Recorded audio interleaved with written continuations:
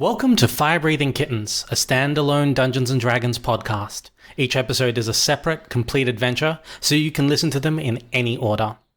Today we are joined by Olive Mudder, Tanager Goodfellow, and Furious Johnson. We begin with our camera on Tanager Goodfellow. Tanager, you're in the atelier of Enzo Airstrup, the humanoid beetle tailor you know so well. Enzo is making the final adjustments to what must be a spectacular outfit. Why don't you tell us, first of all, what does Enzo have to work with in Tanager, and what is he making for you? Well, if I could describe myself for a moment, Tanager Goodfellow is a 3rd level bard, 3rd level cleric, and a 4th level fighter. Today, this beautiful auburn satyr is wearing, today is Twin Day, obviously, so him and his attaché, Curry, are wearing opposite halves of a split down the middle red and white kimono. How low to the ground does it go? Very high at the knee for me, and Curry has a tasteful ankle length outfit. Enzo is just fussing over making those last couple of adjustments, removing just the slightest bit of stitching in one place to make it cling more evocatively to your waist. As he's doing this, he's asking, remind me, what is this for, this outfit? Oh, I suppose the guildmaster asked me for a favor, something, I don't know. I need to go talk to him to get a reminder. Honestly, I was so deep in my cups, I didn't even know who I was talking to. I just heard something about a promenade, and I was like, well, I need an outfit, and now I'm here. Enzo, who seems pretty well familiar with your decision-making process, just sort of nods along and continues to pocket the money from his best customer. While you're finishing up your outfit and preparing to return to the guild hall, we go to the guild hall, where Furious Johnson, for the last hour, you've been debating the philosophy of Mielike, as espoused, of course, by Pickle Bouldershoulder, with a very enthusiastic and ardent young half-orc woman and her largely mute companion, a broad-featured, blonde human, also in his late teens. What do they see when they look at Furious Johnson? Well, when they look at Furious Johnson, they see a level 10 dwarf. So he is standing about 4'6", 4'7" tall. He's pretty buff. You know, he's pretty solid. He's a meaty little character. Got himself a nice little pot belly because he does enjoy his meals quite often. He's wearing a very shiny pair of tight purple leather, strangely sparkling, slightly luminescent trousers, and he's absolutely slathered in baby oil. So, he's literally dripping in the stuff, literally dripping.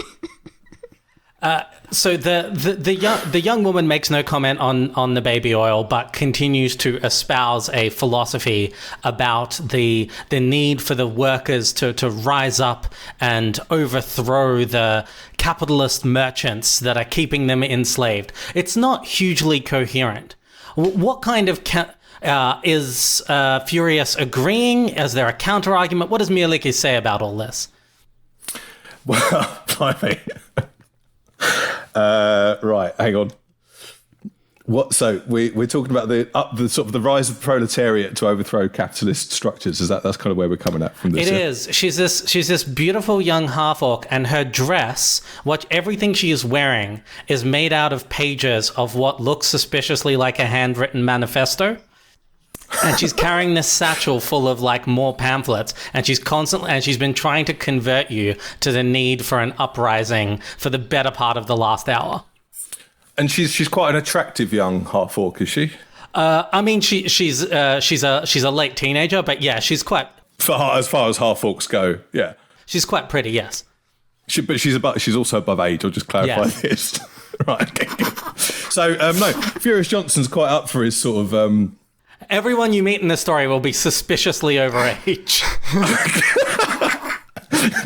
You got to make sure of these things, right? In the distance, you hear Tanager just say, "Thank you."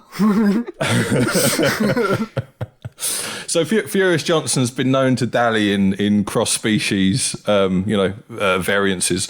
So I think he's probably just agreeing wholeheartedly with everything this half-orc says, just in the hope that it kind of goes somewhere positive before the end of it. So Johnson's just nodding. Yeah, no, absolutely. The proletariat, down with capitalism, and we need to overthrow, uprise, revolution is the only possible way forwards. Roll an insight check. +5. Thank you. That's a 17. 17. Okay. The whole time Yes. you're basically like agreeing with her. She seems thrilled to have found a new convert.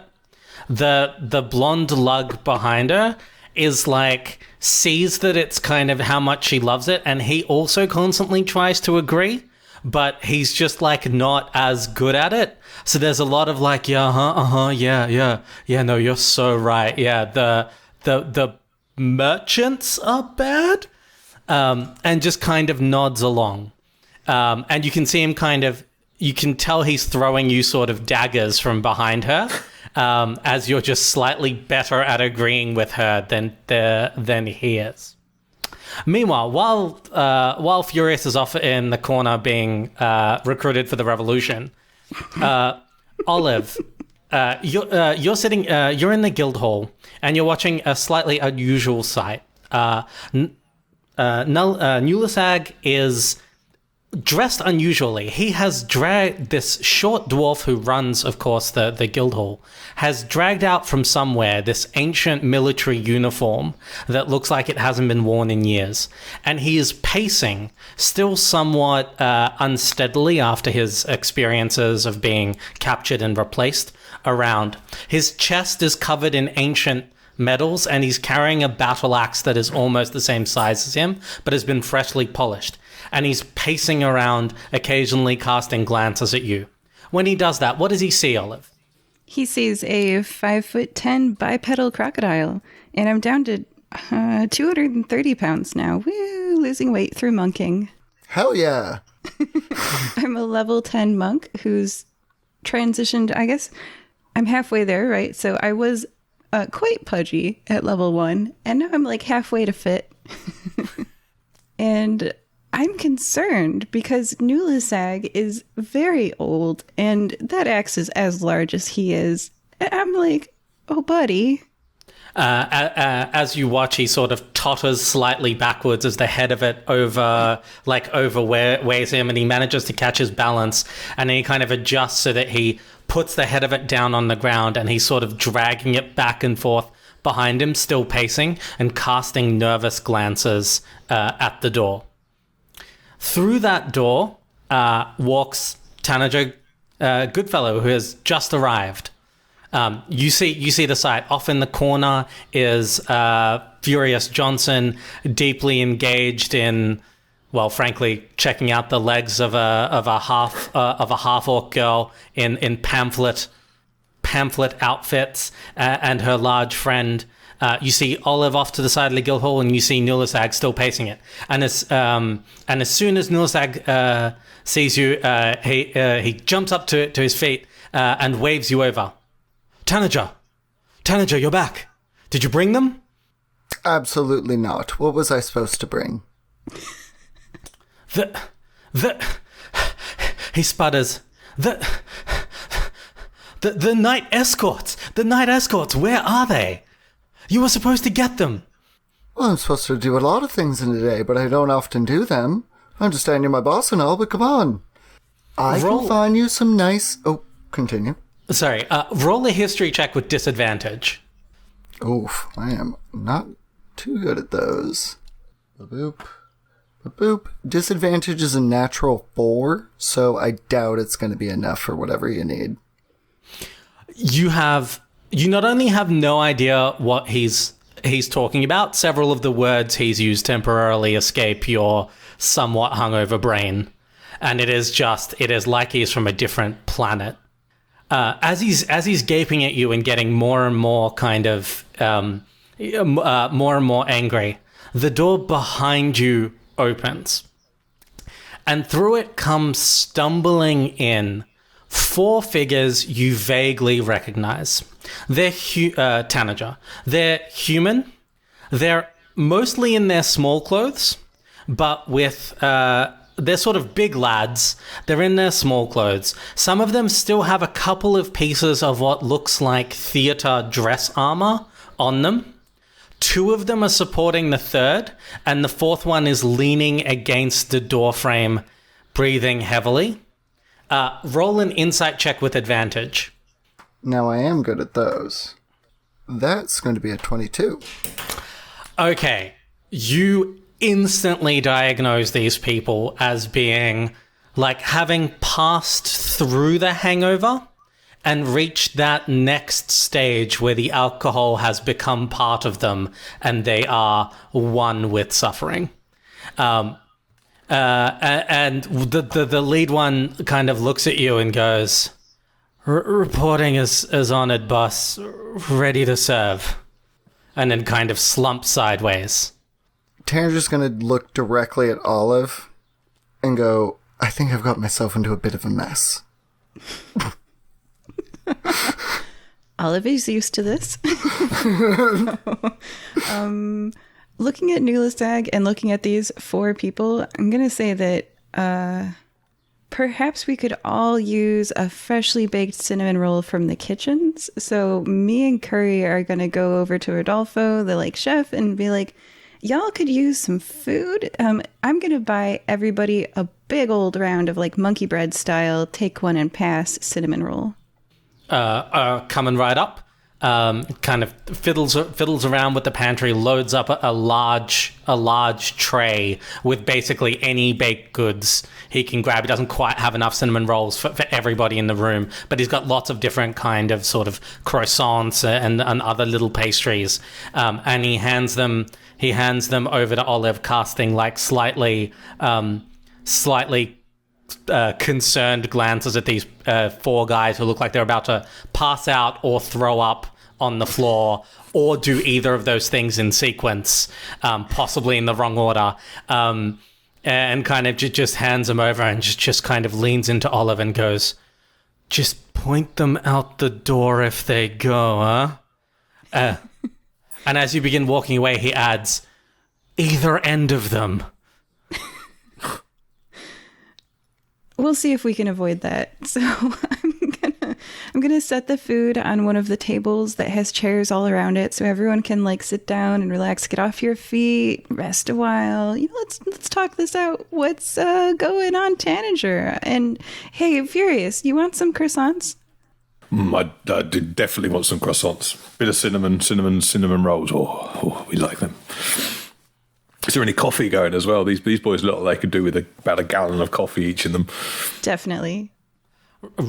Rodolfo takes one look at what's going on and goes through a back door in the kitchen and comes out with what is basically a samovar of coffee, like a 3-foot thing with just taps all around it, and the smell coming off of it is like there is 1 drop of water for every spoonful of black death coffee grounds in this. And he kind of just waddles over to the table and hoists it on top, twists the little red ruby that heats it up in the bottom, and pretty soon you can hear the whistle of percolating coffee. Two of the knights just slump forward on the desk and begin promptly drooling. But one of the others is just kind of lying there, head in hand, kind of just trying to keep a croissant down. Nulasag is too amped up to sit, so he just begins pacing around the table, doing laps of it, still dragging that axe, and making small furrows in the floor he'll probably have to fix later. He's like, I can't believe it. This is her special day. This is her special day. I'm going to fail as a godfather. He's never going to talk to me again. Oh my goodness, Nulasag. You need to sit down and honestly have a drink. And I know that's my solution to most things, but I feel like in this specific moment, it might be particularly appropriate. Whose special day? Roll a persuasion check. Let's see if you can break him out of this funk. Oh, baby boy, I can't roll less than 22. That's a 22.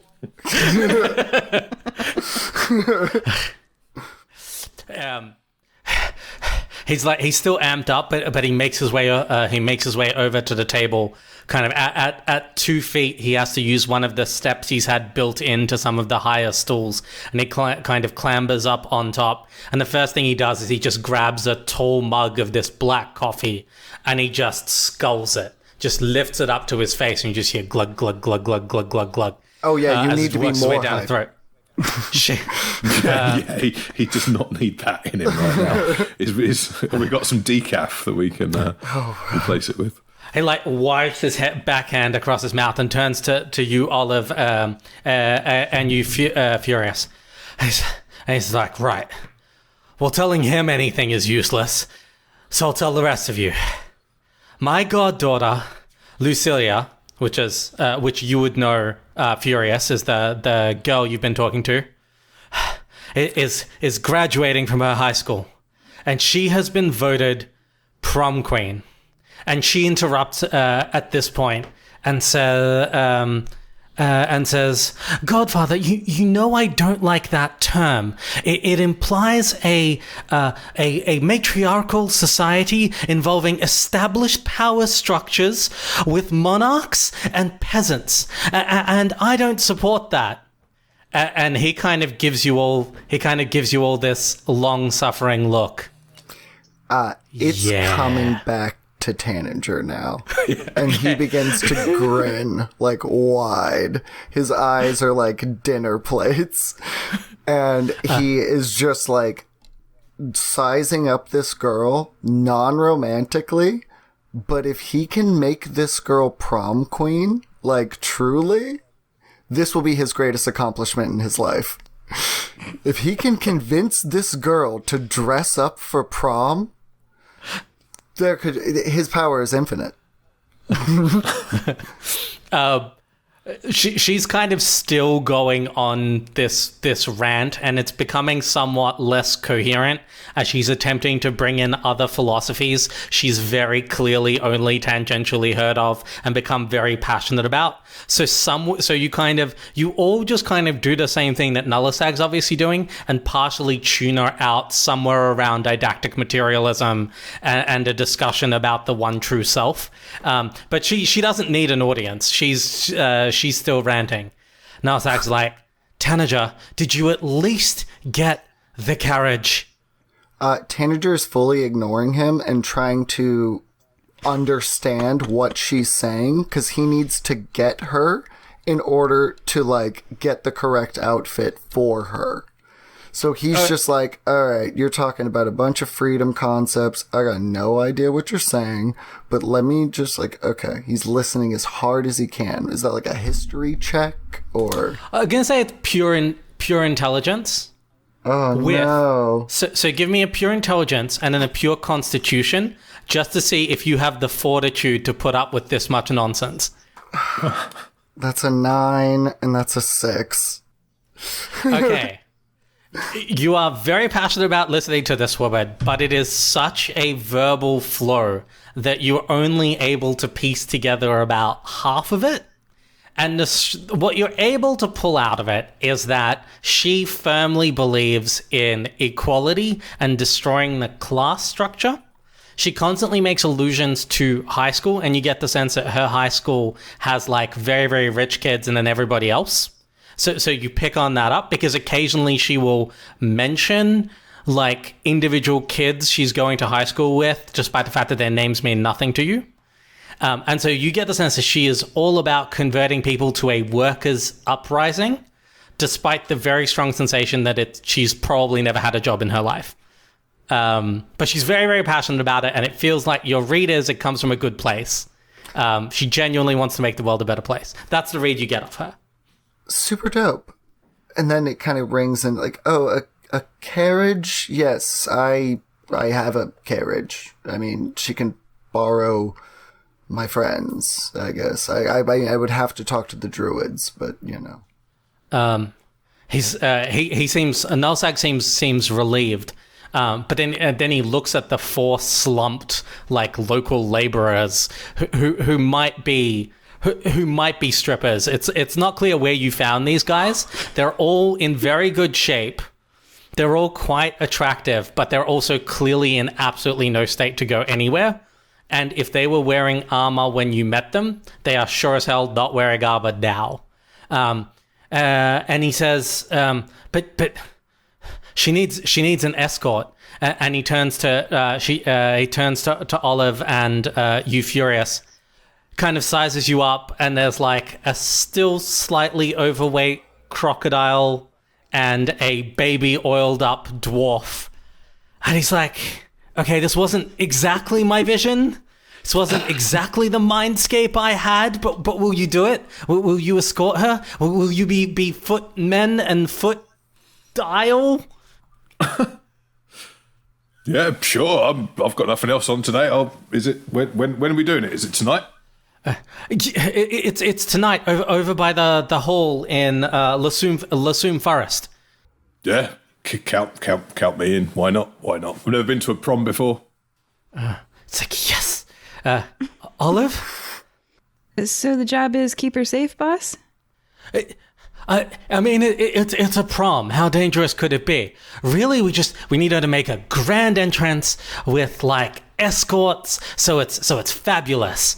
And these guys, and he points to the stripper knights, we're going to be fabulous, but you're what I've got to work with. Well, if Olive knows Tanager, he can do a fabulous grand entrance. So I'll help. Tanager recently at a 4th level took an interesting little feat called telepathic. So, like, as he hears Nulasag saying this stuff, I'm just going to send to Furious and Olive, like, a mental message being like, just humor him. I've got this.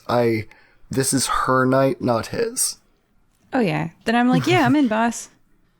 He's like, he seems super relieved. He's like, okay. Now, and then he turns to you, Tanager, and he looks you dead in the eye. Are you sober? Never, boss. And he looks with full confidence, like that was the answer that he wanted. Nozak deflates. Okay. Follow-up question. Can you make this fabulous? Tanager knows he shouldn't do this, but it would be very funny to say, never, boss. And this was this was a planned bit in his head, not a drunken mistake. Okay. Roll a reflex save for me. Whoa. That will be a 17. 17. Okay, you see a blur of motion, and you're able to just kind of dart your head to the left as Nullisak's gigantic battle axe comes like arcing up from the floor in 2 hands and embeds quivering in the table like an inch in front of you, barely missing the samovar. I will ask you this again, Horn Boy. Mr. Goat, can you make this fabulous for Lucielle? And you see Lucielle go, I knew you'd do this. I knew you would bully the proletariat. You're just like any other business owner. And he's like, quiet, girl. Telepathic message to my homies.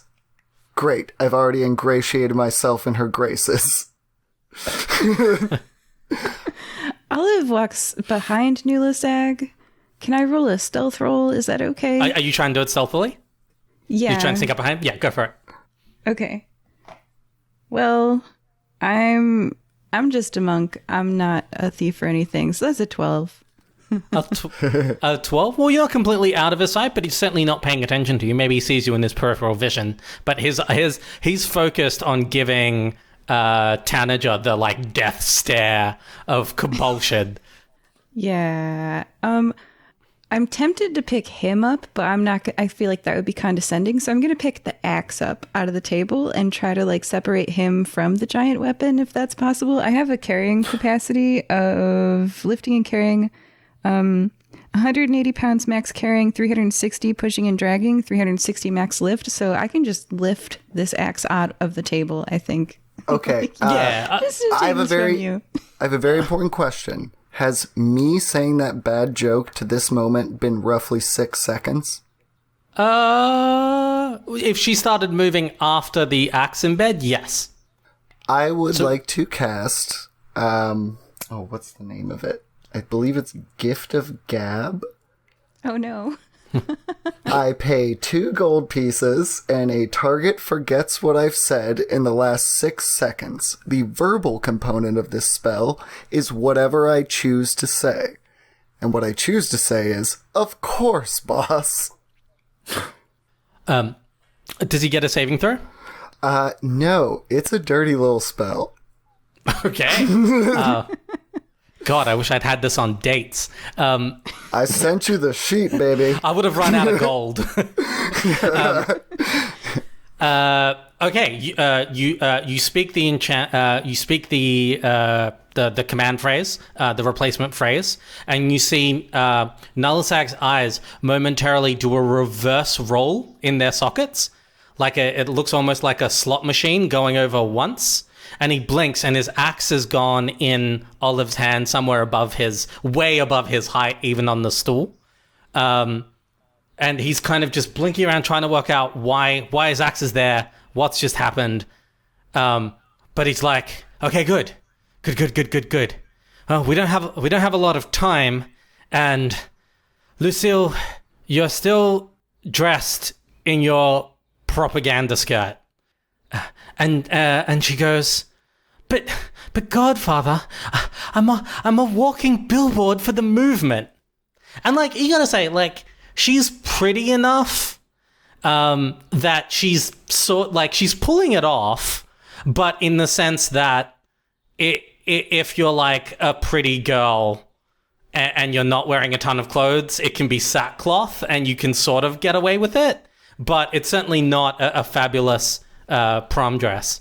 And she's like, and anyway, we have to leave within the hour. I have no time for you to turn me into one of your capitalist strumpets. Tanager speaks up. We have an hour? She's like, well, I guess. Telepathy to my homies. Get Nulisag out of this room right now. We're in crisis mode. Get him out and away, meet back up with me, and us 3 need to talk and confer. Can they talk back to you, or with telepathy, or is it only one way? It's only one way. Okay. It's not a spell, it's just an ability. Okay. So you guys hear that in your heads? Yeah, so Furious Johnson, he strolls up to Nulisag, and he taps Nulisag on the shoulder, and he says, look, puts his arm around his shoulder and says, come on, man. We've got Tanager here, right? You know he's good at this stuff. Why don't we just get out of his hair? Let's mooch off to the back. Let's maybe put some bacon sandwiches on. Let's maybe get them back for these 4 boys that are clearly still suffering here. And let's just leave these guys to sort of sort things out amongst themselves. Hey, come on, let's go. Okay, roll a persuasion check with advantage because of Tanager's reputation as a party impresario. Cool. I'll get a +2.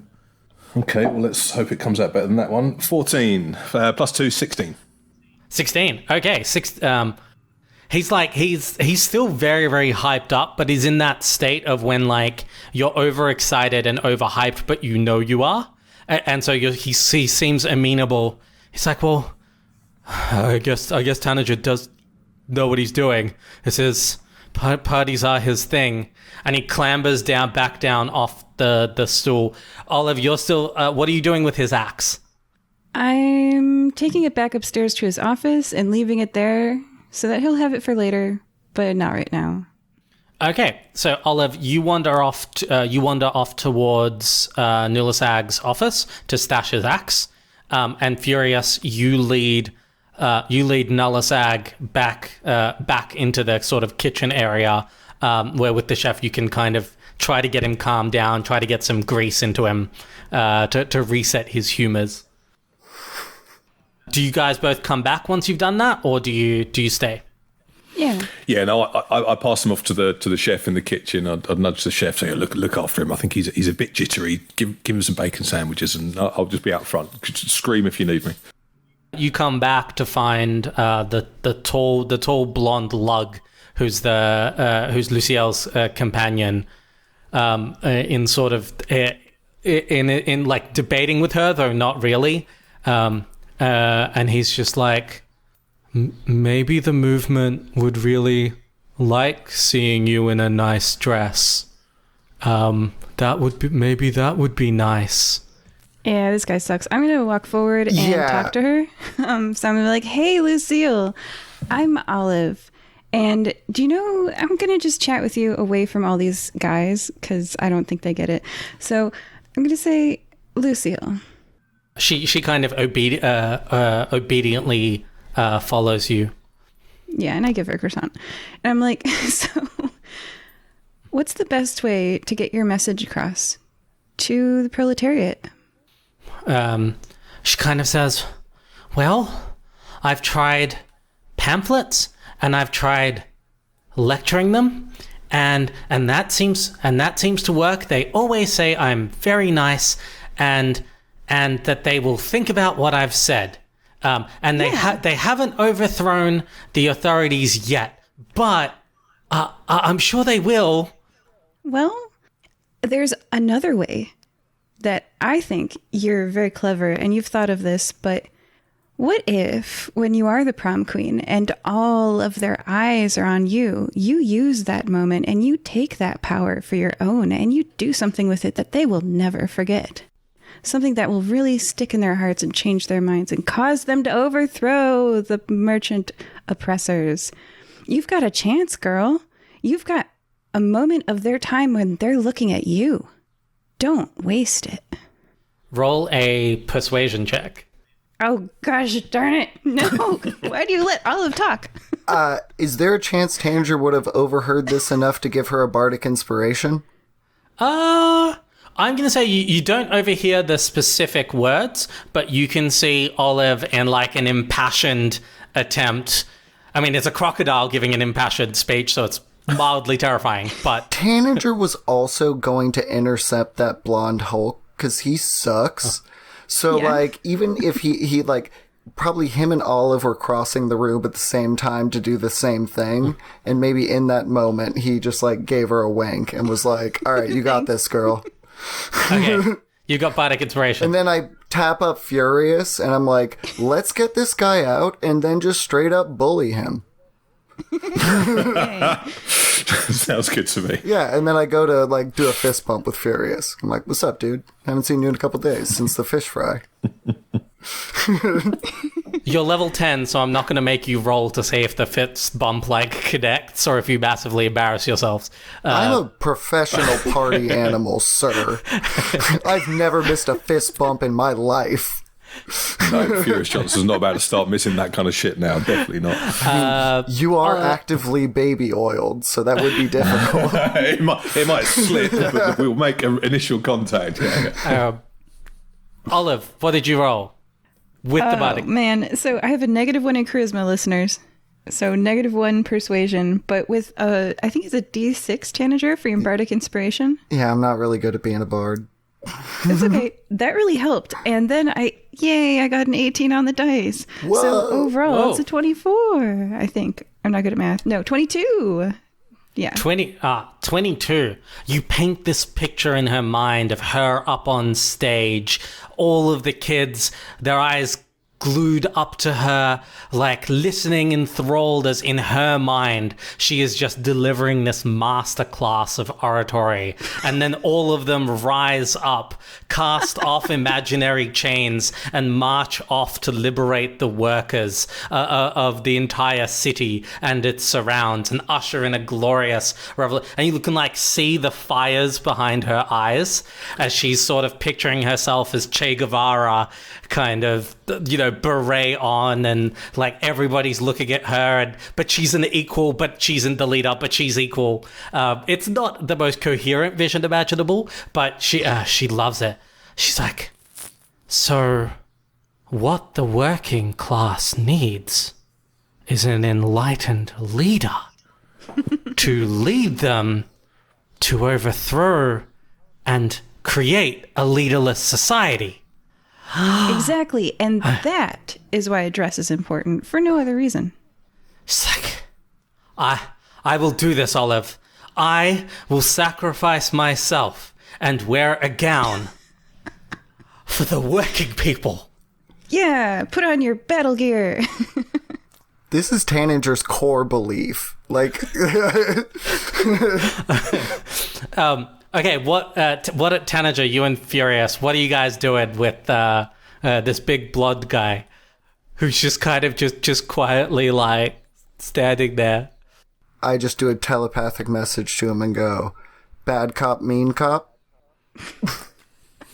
We got this. Who's bad and who's mean? I don't know. I think from my side, Tanager definitely seems like the more sort of psychologically manipulative out of the two of us. Whereas Furious is probably just going to kick the guy in the shins a few times and make him cry. Well, I guess, like, I see, like, the murderous grin, not murderous, but, like, the shin-kicking grin in your face. And then I just send you a message in your head saying, like, let's just check his deal, and if he's a total nerd, we'll scare him off. Because, like, there's got to be... We know him and Furious have got a little bit of a cross paths thing going on here. He didn't like me from the start, did he, when we were sat down at the bar chatting about overthrowing and revolutions and stuff. So, Furious turns around and says, so, oi, you, who even are you, mate? What are you doing here? What's your deal, eh? He looks down at you and scratches his head. Hi, I'm Frank, and his voice is like deep for a teenager. He's like one of those kids whose voice broke at like 14, just comes rumbling out of his chest. It's not he's not deliberately making it menacing. It's just like this deep voice, and he's like, "Hi, I'm Frank. I'm Lucille's friend. We were gonna go to prom together." But now, and he just kind of looks around, and he seems more like confused. You get the strong vibe you get is like simple lad, farm boy. Why would she do that though?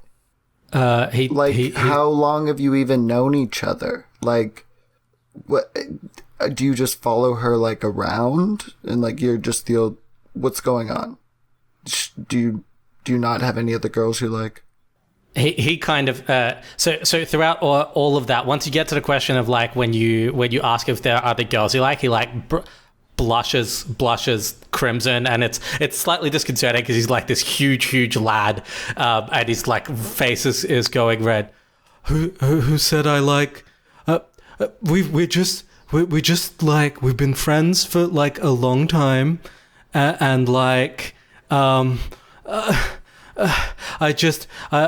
we're going to prom together because I asked, I guess, but like, shut up. First of all, you shut up, sir, and secondarily, okay. Gosh darn it, Furious, I think I found myself a side quest. This guy is pitiful. He is sort of so Furious grabs Tanager and sort of backs off to the side and says, "Yeah, because we don't want to talk literally. I know he's a big dumb slab of a human, but you know we can't say this so completely sad to his face." And but he's kind of sweet as well. I mean, he's obviously not a bad dude. He's just a lummox, right? He doesn't. I don't think he means any harm to anyone. But yeah, what else are we gonna do? If look, she needs a date for the prom. Right, that's the point here. She needs someone to be going with her. I mean, if it's not him, who else is it going to be? Literally, Enzo and a decent illusion wizard for like 100 gold can fix her whole situation in like 5 minutes. Like, I have some druids who can do a flower carriage, and then you just illusion rose petals into, like, little bits of her personal philosophy journal and, like, scatter that around. She'll love it. She'll have a beautiful night. But, like, this guy is tragic. He is. Furious wants to defend him, but he really can't because, yeah, you're right. He is tragic. The whole time, the whole time you're having this discussion, Frank's just sitting there at the table, slowly eating baked goods. Like, just, he doesn't quite know what to do. So he's just like, one croissant after another is just disappearing into this void. Tanager is also not whispering. Just full on. So, right, we're going to need a little sort of listen educational break for the British on the podcast here, because we don't understand how these proms actually work, right? So, it's a debutante prom queen needs to have a prom king, yeah? You don't get one or the other. Yes, but they're both voted. Yeah, it's So you get them from two separate couples sometimes. So one person from one couple, right? Yeah, and then they have to awkward. dance. And then sometimes in movies, like, it's like the nerdy girl and the really handsome guy, and then the mean girl gets mad, and then sometimes people get blood poured on them. And that's America, baby. That's Carrie, baby. Movie Carrie in book. Yeah, okay. Book Carrie by Stephen King. So some schools you have to buy tickets in pairs, and the only way to go to a prom is to have a male-female pair buy a pair of tickets, which is an interesting, outdated concept. You can't dance and eat here unless you have a reproductive mate. So it's like weird, but that's how they sell tickets. Well, and a fun fact, the original, like, prom is short for promenade, which is comparative to a debutante ball, which is based around the idea that you are presenting a viable woman of marrying age. Basically, like what's it called when you sell animals? Stockyard. It's like a stockyard auction. Yeah. It's a horrible, outdated concept. Recently, it has turned into all the kids like to get together and have a party because kids don't have a lot of history with parties. It's like their first big group party with like fancy decorations and like, oh, is somebody going to have a limo in the school? Oh, I heard they were going to have a limo. Like, so it's like, because they've never gone to a fancy convention center before and eaten like a filet mignon. Whoa, your first filet mignon. And like, oh, a DJ, I've heard about those, but I've never seen one. So like I've never actually owned a, 1/3 of my monthly rent dress before. Yeah. So it's a big way to blow it out when you're a teen. And that's why this group is so focused on, like, honestly kind of whatever with our boss. Like, let's let this crazy little communist have her night. and just a flag, grew up in Australia, we don't have proms either. So what I've got envisaged is sort of halfway between a massive party and debutante ball. That's what the image I had in my head when I was building this adventure. Full disclosure, I don't know what America's like. Yes. Also a lot of movies, I guess. This is a family-friendly podcast, but Tanager Goodfellow also had a little less wholesome version of prom, put it that way. I would imagine. It is a bit of a party. Yeah. Okay. So Frank seems sad, but is perhaps used to being slightly bullied or talked about in the third person, and is very much like eating his feelings. Like, okay, Sam, I'm gonna need you to sit here until someone comes for you. You okay doing that? Seems like that's kind of your deal. he like, his name's Frank. But Whatever, he's like, dude. Okay. He's like, he registers that you've called him by his own name, but seems like too like, okay, to like correct you. He's like, yes, sir. And just like pours himself coffee and just continues munching away. Cool. And then again, as I walk with Furious, again, not whispering, I'm like, don't feel bad. We're gonna fix this whole night. We just got to check in with Olive and the girls, because I need my curry, because she's got to go run a couple errands for me before this eve's over. We have like 52 minutes. You got it. You're the man with the plan. Let's go.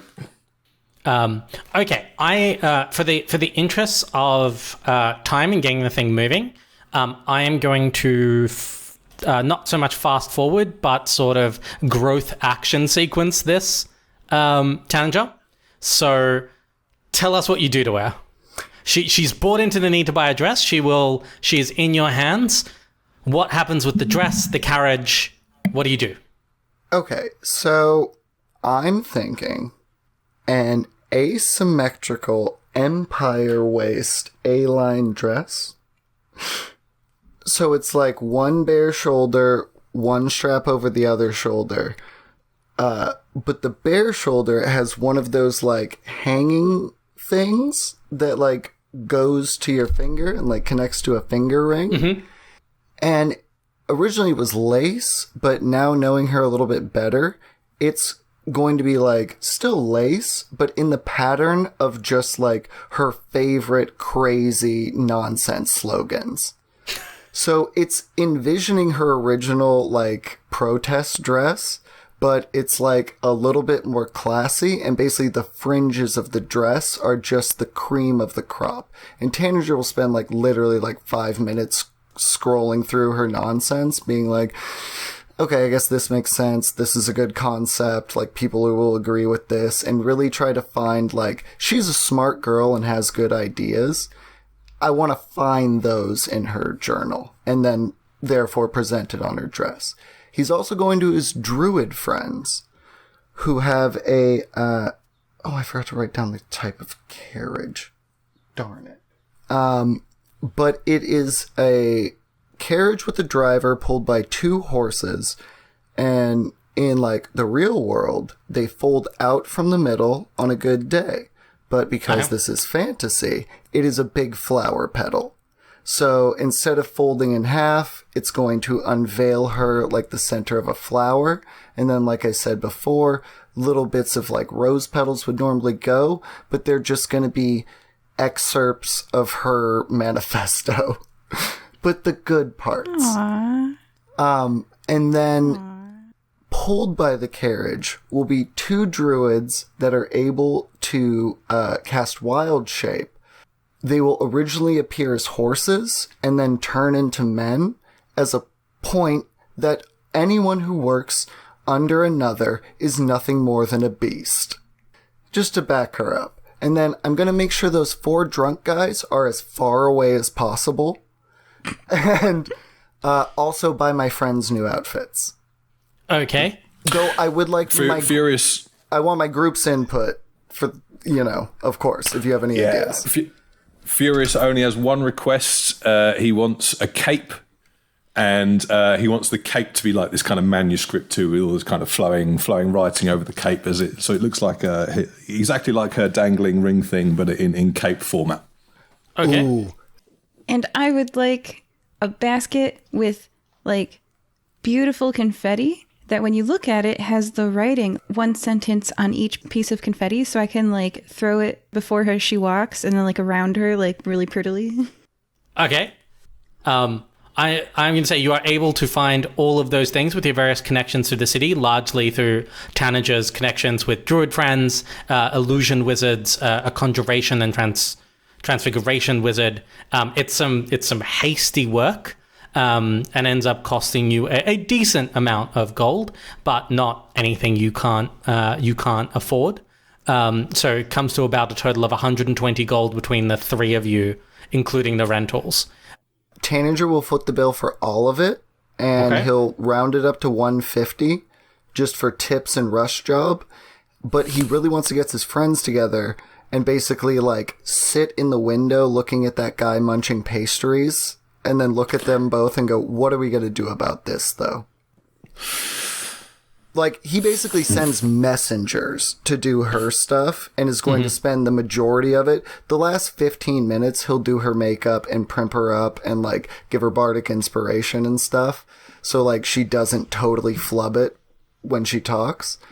But, yeah, I'm concerned about Trevor.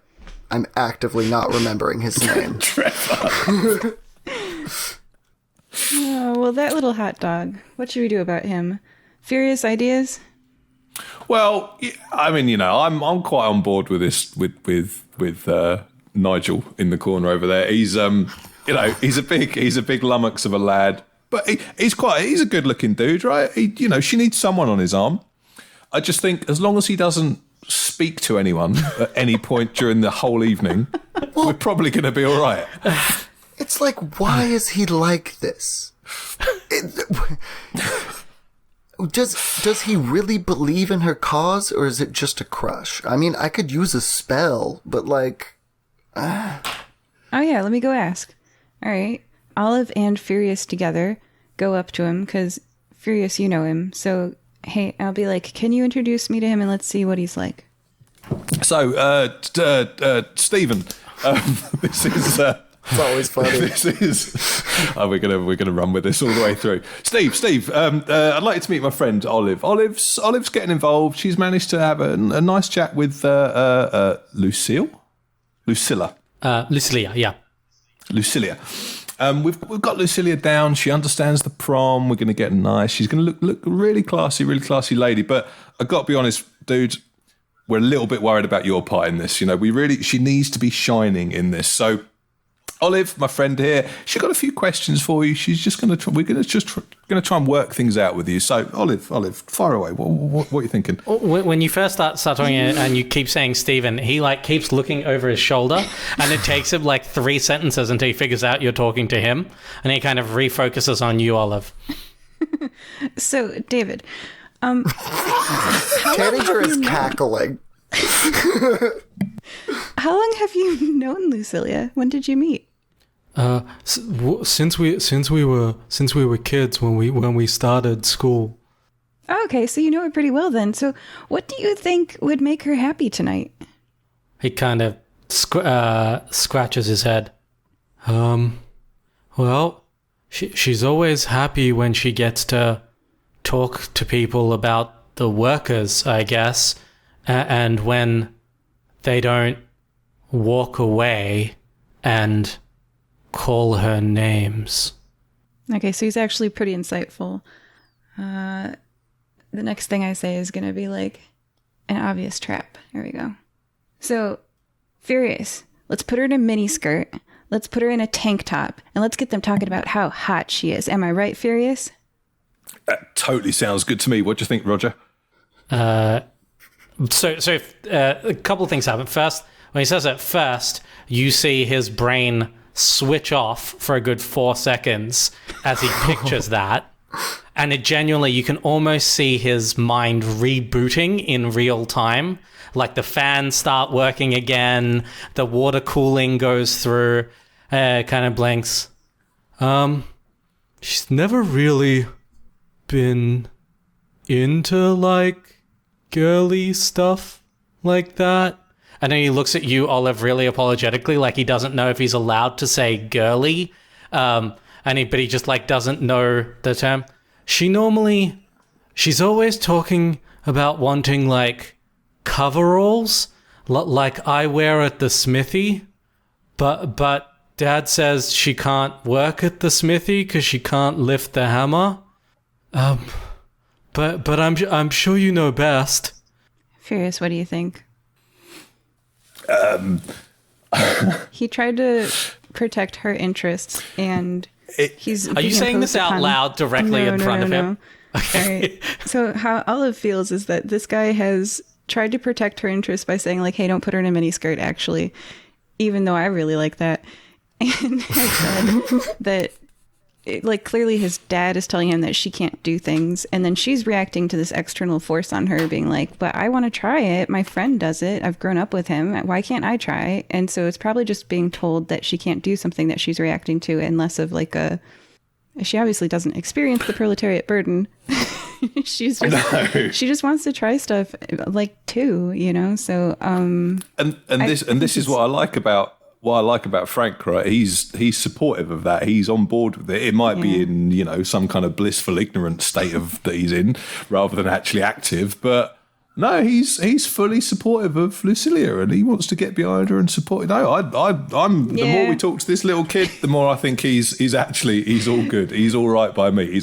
He's an idiot. There's no doubt about that. But, Yeah, but he's an young. idiot with a heart of gold, you know. And I think we should do right by this kid. I think he should be up there, front and centre. I mean, he looks the part, right? Big, strapping lad.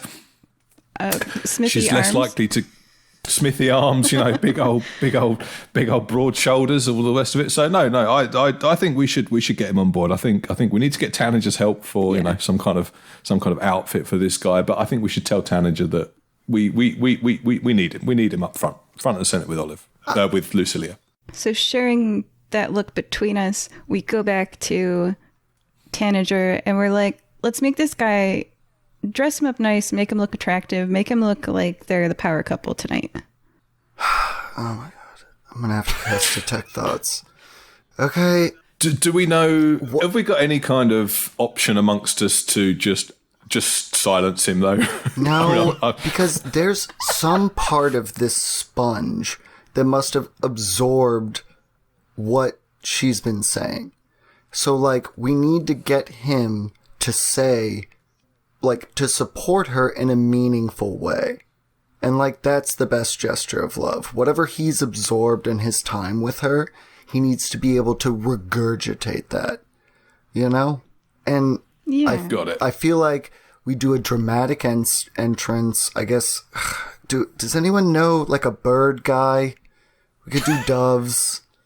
That's always pretty impressive. But, I eat doves. yes, doves are delicious. We're not talking about how delicious birds are right now.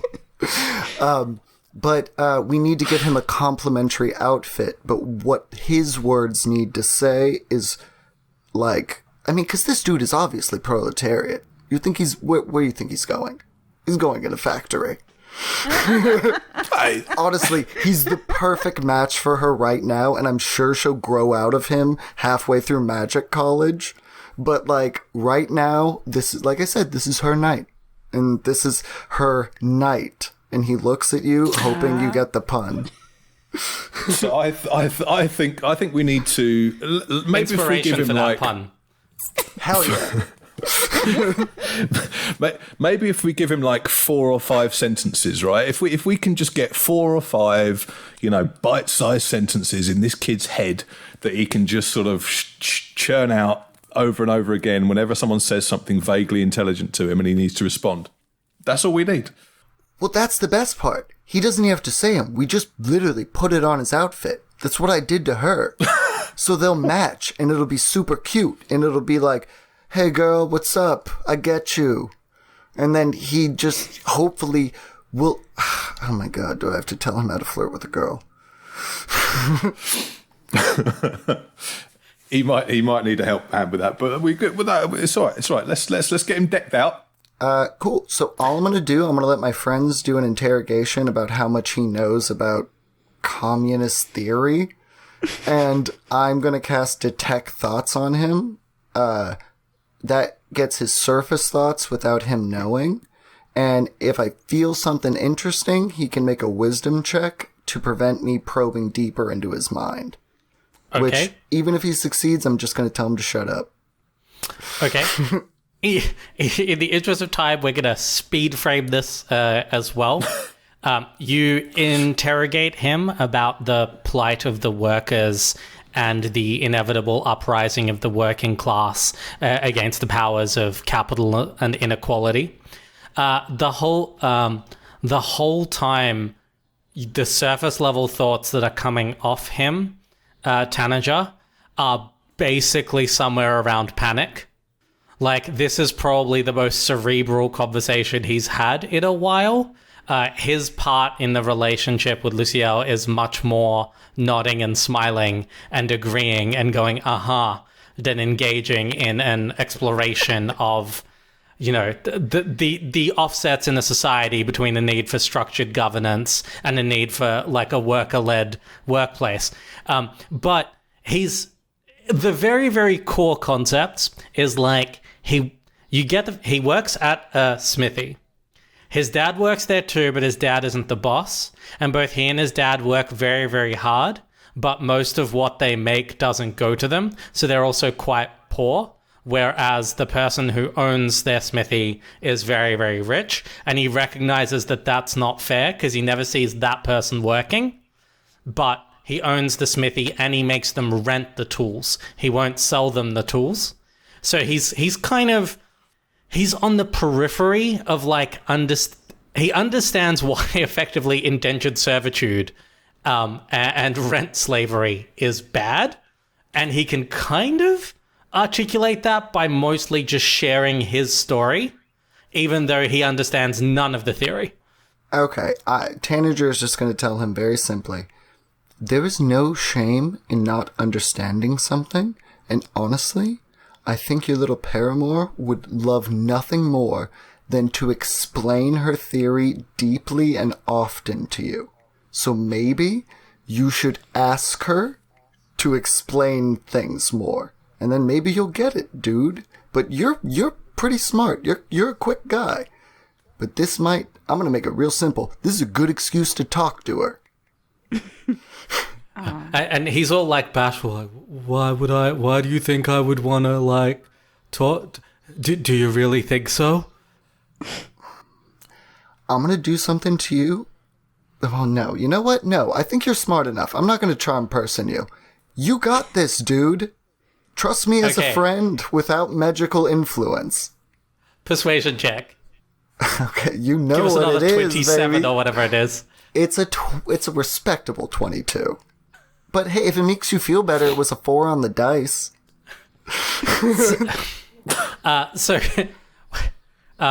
He wants to hear it. Part of what makes you so persuasive is, I guess, this is stuff that he deep down really, really wants to hear. He's also very, very suggestible. And he's like, "Oh, okay, I'll try. I'll do it. I will ask things." And he kind of looks off into the middle distance. And he's got the square jaw. He's got this kind of like young Liam Neeson, young Steve Rogers thing going on, where like he looks heroic and determined, even if there isn't necessarily a whirl going up upstairs. And he definitely doesn't know what the word paramour means. So for a good part of your speech, he was just trying to figure out who you were talking about, but he got it in the end. Cool. So we are going to speed frame this slightly. He is now putty in your collective hands, is young Frank, Steve, Drew, Jake, Bill. How would you like to doll him up? I assume this was to Furious? Really, it's to all of you. Furious just looks to the side at Tanager and says, "Do your thing, buddy." Oh, Yeah. Olive, you're an outside person, right? Yeah.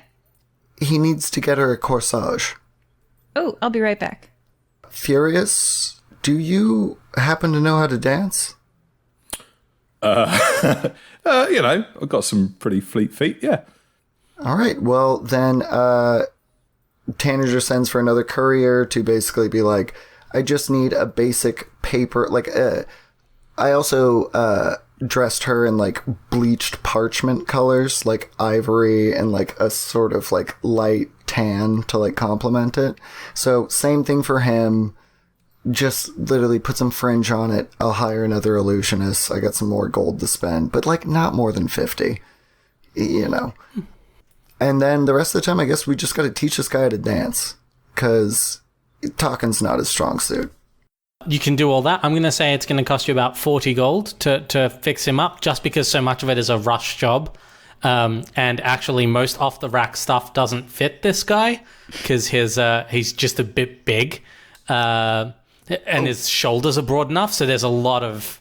I'm sorry, I didn't mean to imply that Tanager would ever shop off the rack. I'm just saying, in an emergency...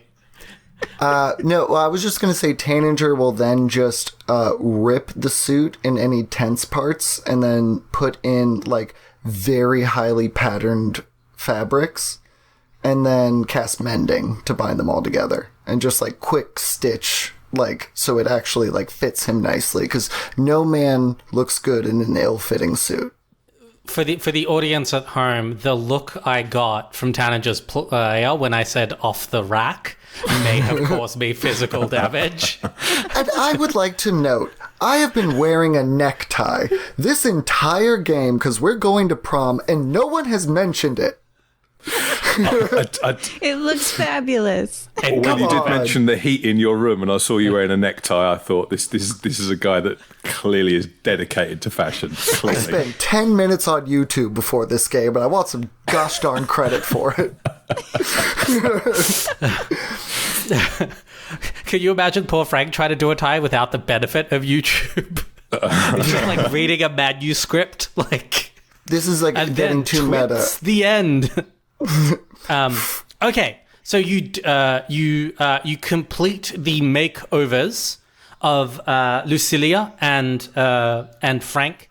You assemble your each individual outfits, looking fabulous and marginally People's Revolution themed, or at least prepared to spread confetti in the name of the People's Revolution. And you head outside to where Tanager's rented carriage flower sits ready to take you all on board.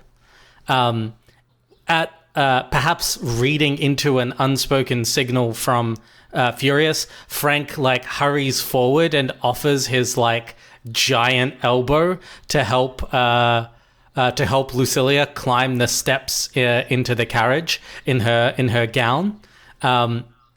And you can see Nulasag, who's finally come out, and he's standing there in his finery watching his goddaughter climb into this carriage with her hunking lunk of prom king plutonic date and the rest of you, and it's all very, very beautiful. And you could just see like a single tear rolling down his cheek and getting lost in his bushy beard. He turns to you, Furious, and you, Olive, and you, Tanager, and says, It's just like how I imagined it, but with a flower, and it's just so beautiful. And he kind of waves goodbye and stumbles back into the guild hall. He's not coming with you. He's too overwrought with emotion and doesn't want you all to see it in front of his employees. You can see the horse druids already who have already wild shaped into these beautiful stallions, one black, one white, are already yoked up to this carriage and kind of standing there looking at you expectantly and waiting for you all to climb inside. Any last things you want to do before you get on the way? I don't mean to be difficult, but we're definitely not getting in the carriage with them. That's their moment. Okay. Like, we'll follow behind, you know. Like, not super far, but like, you know, that's their moment. They come out together, you know. I don't want to... Okay. Tanager is deeply resisting stealing the moment, but knows it would be wrong. Sure. How do you want to... I mean, it's going to be a carriage pulled by horses. How do you want to keep up? The two monks could probably just... You can probably just outrun horses. I don't know what Tanager's plan is. I guess he'll mirthful leap. He's in a good mood. You're just going to skip. Okay. So, we can... Sorry, continue, Furious. I was going to say, so we can be on the carriage, right? Like, someone's got to drive the carriage.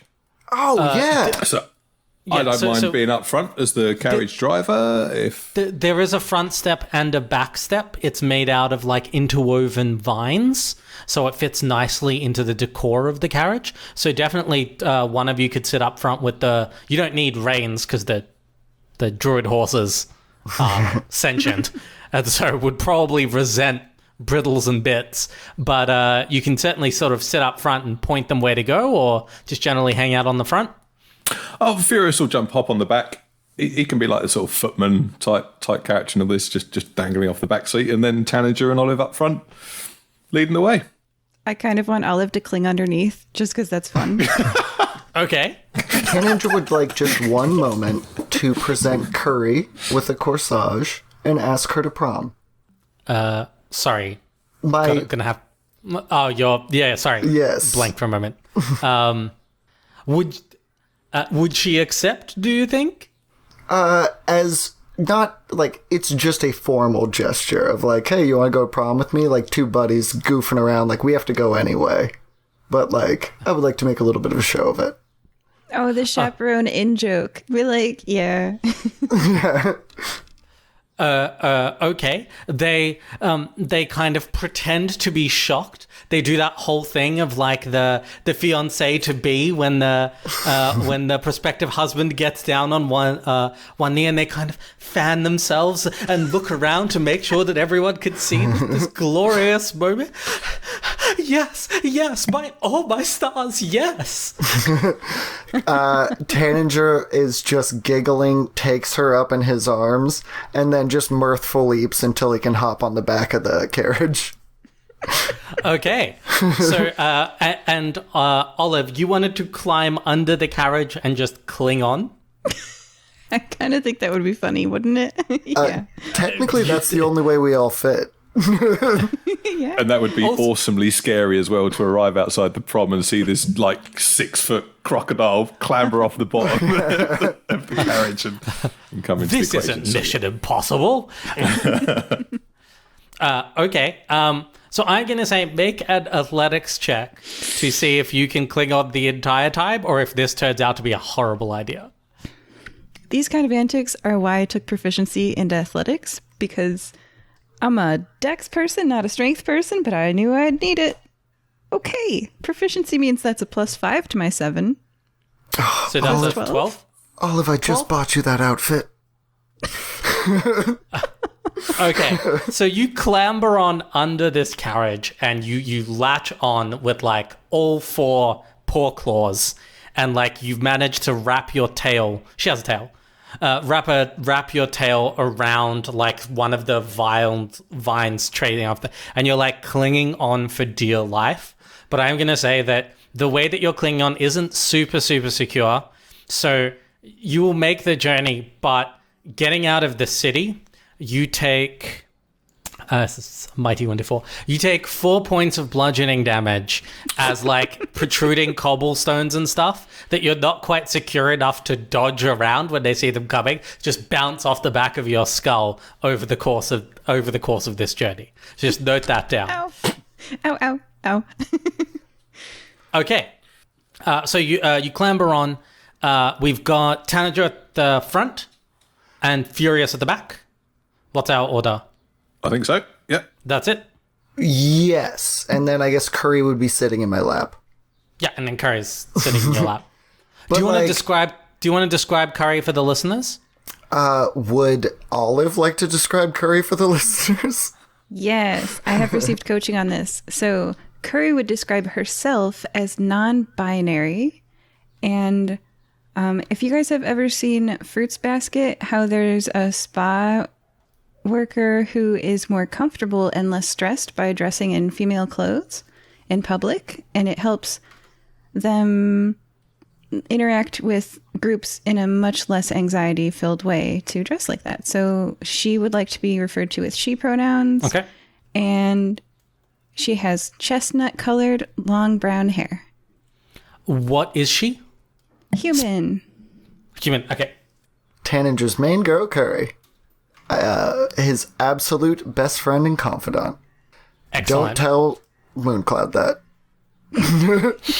Mooncloud. Oh no! Oh no! I feel like I need a spreadsheet just to track all of Tanager's various dalliances and interminglings. It's gonna be a Google sheet once this is over. Okay, so you're Raincloud, please don't beat me up. You're sitting on the front with Curry in your slightly furred kimono-clad lap. Her own kimono, graceful silk over her. The horses take off and drive you through the city. It's quite an unusual procession, even for this city. And so you certainly turn eyes as people watch to see this pass by, especially those of the shorter racers and children who, in addition to a rolling flower carriage pulled by magnificent horses, see a crocodile a bipedal crocodile clinging to the bottom of it, occasionally smashing her head on incoming cobblestones, just kind of stoically clutching on for dear life. I picked this. One small addendum. Everyone is in tuxedos. Olive, I don't know. Are you feeling tuxedo today, or do you want to dress? Sure, don't care. Absolute big bottom ball gown, like Victorian hoop skirt. And Curry's in, you know what? Let's give her a mermaid dress with a deep V. She's now in a mermaid dress. But everyone is in prom clothes, so we don't look out of place in case we need to hide in a crowd. So Furious is cool with the majority of that, but he doesn't wear top halves, right? He's got the cape, he's got the little sort of the bow tie around the front, but and the trousers with the shoes, you know, the little what do you call them, the spats kind of shoes, but just no top half coverage. That's his deal. What about a cummerbund? Cummerbund, absolutely fine. Okay, cool. That's the one point Tanager would argue. It's not a tuxedo without a cummerbund. And I'm going to rule that the kind of belt, the cummerbund that Tanager would have gotten you, I would say that Tanager would have had the foresight to make it like effectively water and oil resistant, so that the baby oil isn't seeping through and like ruining your tuxedo pants. I feel like that's the kind of detail Tanager would have taken care of. I totally trust that, but I just assumed that was the case, obviously, of course. Yeah, why even say it? This is Tanager we're talking about here. He's absolutely got it nailed. Fashion king. Okay. The carriage rolls through the city and heads in a sort of northwesterly direction. The horses don't need much in the way of guidance, Tanager. They know where to go. They know where this Lassume, where the Lassume Hall is that has been rented for this promenade, and so they click-clack their way through the city. Gradually, the cobblestones of the inner city near the sort of docks, I suppose, where the Guildhall is located, give way to slightly some of the larger, more open streets, and finally to sort of rural roads. And then after perhaps an hour and a half of travel, you enter the outskirts of Lassume Forest. First, you pass through the kind of outer, the larger houses that have a bit of a forest view, and finally into the winding roads of the forest itself. You would know from your kind of knowledge of generally the area that you're perhaps maybe 15 minutes by carriage ride away from the venue, and the sun is well and truly set now. The carriage you're in, night flowers open all over it and begin to give off this blue light that bathes the entire thing in radiance and lets you kind of see immediately around the carriage. It trails, as it moves, it trails fireflies that kind of linger in the air behind the carriage and create this mystical shimmering in this dark forest road.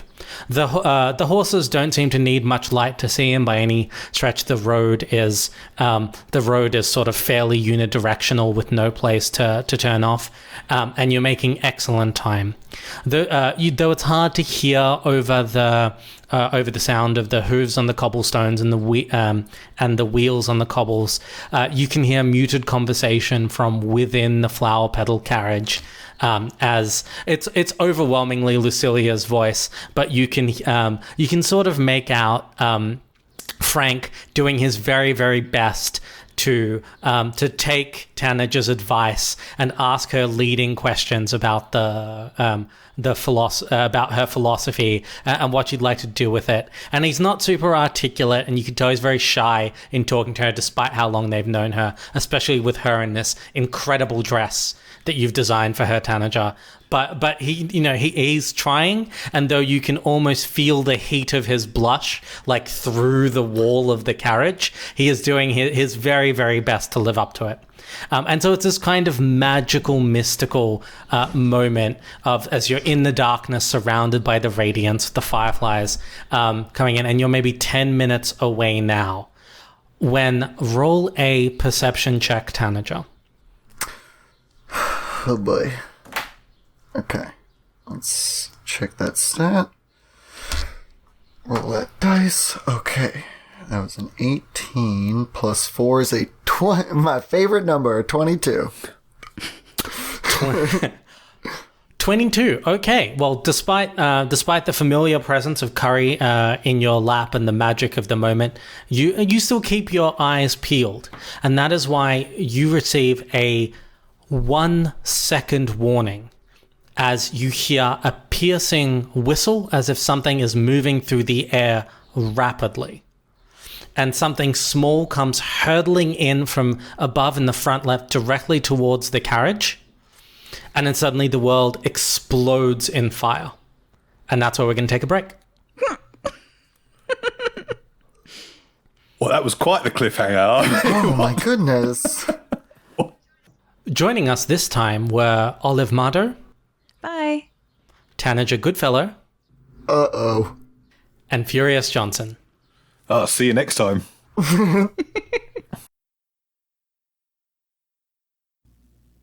We hope that you're enjoying this episode of the Fire Breathing Kittens podcast. Please leave us a review on iTunes.com. If you leave us a review, we'll read it on air. It's fun listening to the words of your review get read by the characters you know and love, so go to iTunes.com and leave us a review today. Can you think of someone who might enjoy this podcast? Please share it with them. Is their birthday coming up? A special anniversary? Would you like us to wish them a happy day on your behalf? You can arrange for us to read your shout-out on air at firebreathingkittenspodcast.com through our partnership with the website Buy Me a Coffee. Do you enjoy reading books? You can find paperbacks and ebooks based on our adventures on Amazon.com in the bookstore, Fire Breathing Kittens, that part's all one word, podcast. The authors do a great job of adapting the stories into fun novels. We also have official merchandise on Redbubble.com. Imagine owning a notepad with the Fire Breathing Kitten logo on the front, or a t-shirt with one of your favorite characters. And lastly, I'd like to take a moment to sincerely thank all of you. We don't pay to advertise this show, so the only way we can grow is through the support of listeners like you. Thank you. Tanager, you hear this whistle, and you see a tiny, a small object, kind of considerably smaller than your fist, whistle in from the top left, drop somewhere under the carriage, and then everything is fire. You all of you feel yourselves hurled up. For you, Olive, it's just kind of suddenly you're in there bouncing along under the carriage, and suddenly there's kind of searing heat and force as you're lifted up along with this carriage and kind of hurled off the side of the road, tumbling end over end. So first of all, could you all please make reflex saving throws to just hold on? Christ mercy, that's a 1. Okay. And then for Furious's player, that's dexterity saving throw. Dexterity saving throw. Dexterity, Sorry. that might be enough to drag me in. Oh, no, it's not. No, I'll take a 9 on that one. Okay. And Olive? 16. Okay. Oh, Olive, sorry. No, I lie. I've got a +8 on my dexterity, not the +4. So 8 plus 5, 13. 13. Okay. Olive, you are basically slammed by this wall of heat and force into the bottom of the carriage. I do have evasion as a monk. When you are asked to make a dexterity saving throw to take only half damage, you instead take no damage if you succeed on the saving throw and only half damage if you fail. So I might survive the RPG to the face. Yeah. You somehow, despite being completely surprised, you can't really dodge out of the way. but you're able to bury every part of, like, every sensitive part of you, your underbelly, your face. You just instinctively, your monk reflexes kick in, and you just press yourself into the bottom of this so that the flames play over your back, but actually don't manage to do any kind of lasting damage beyond just, like, seriously discombobulating you. Tanager, no such luck. You and Curry are hurled sideways off the carriage and go tumbling into the woods, hitting, kind of sliding off trees. It's not remotely fatal, but you are kind of slightly dazed, and you take 6 points of bludgeoning damage from the fall. Could I take additional damage to, like, make sure Curry doesn't get injured?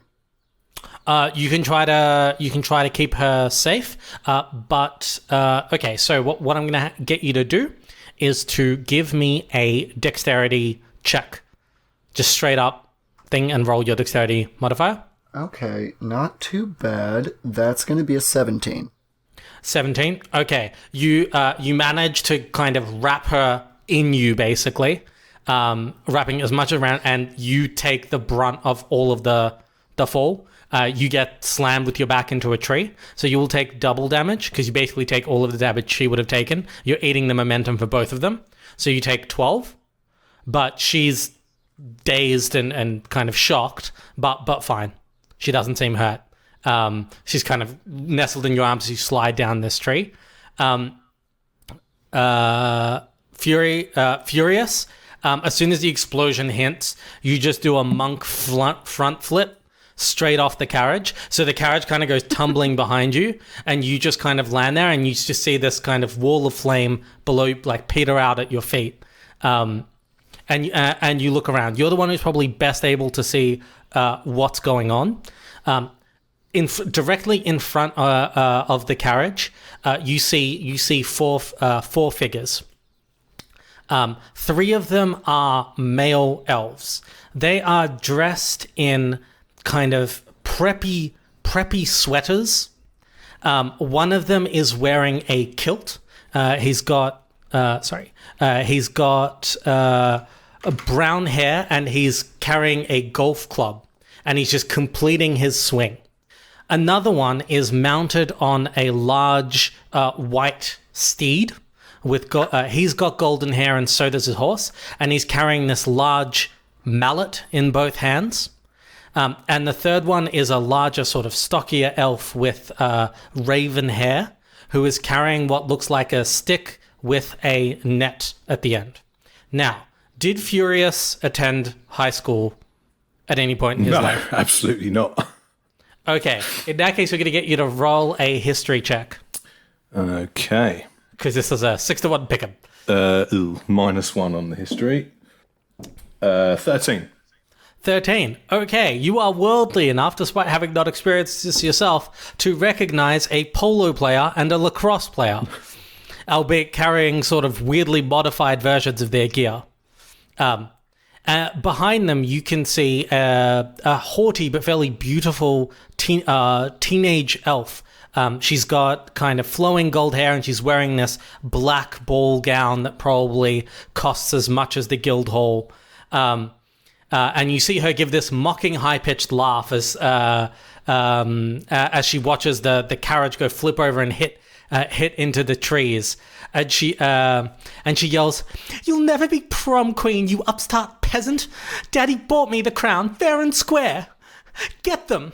And she kind of lifts up her dress and hustles off backwards as the guy on the polo player and the lacrosse player charge straight at where the carriage is falling. Now, could all of you please roll initiative? Daddy bought me the crown, fair and square. That's a great quote.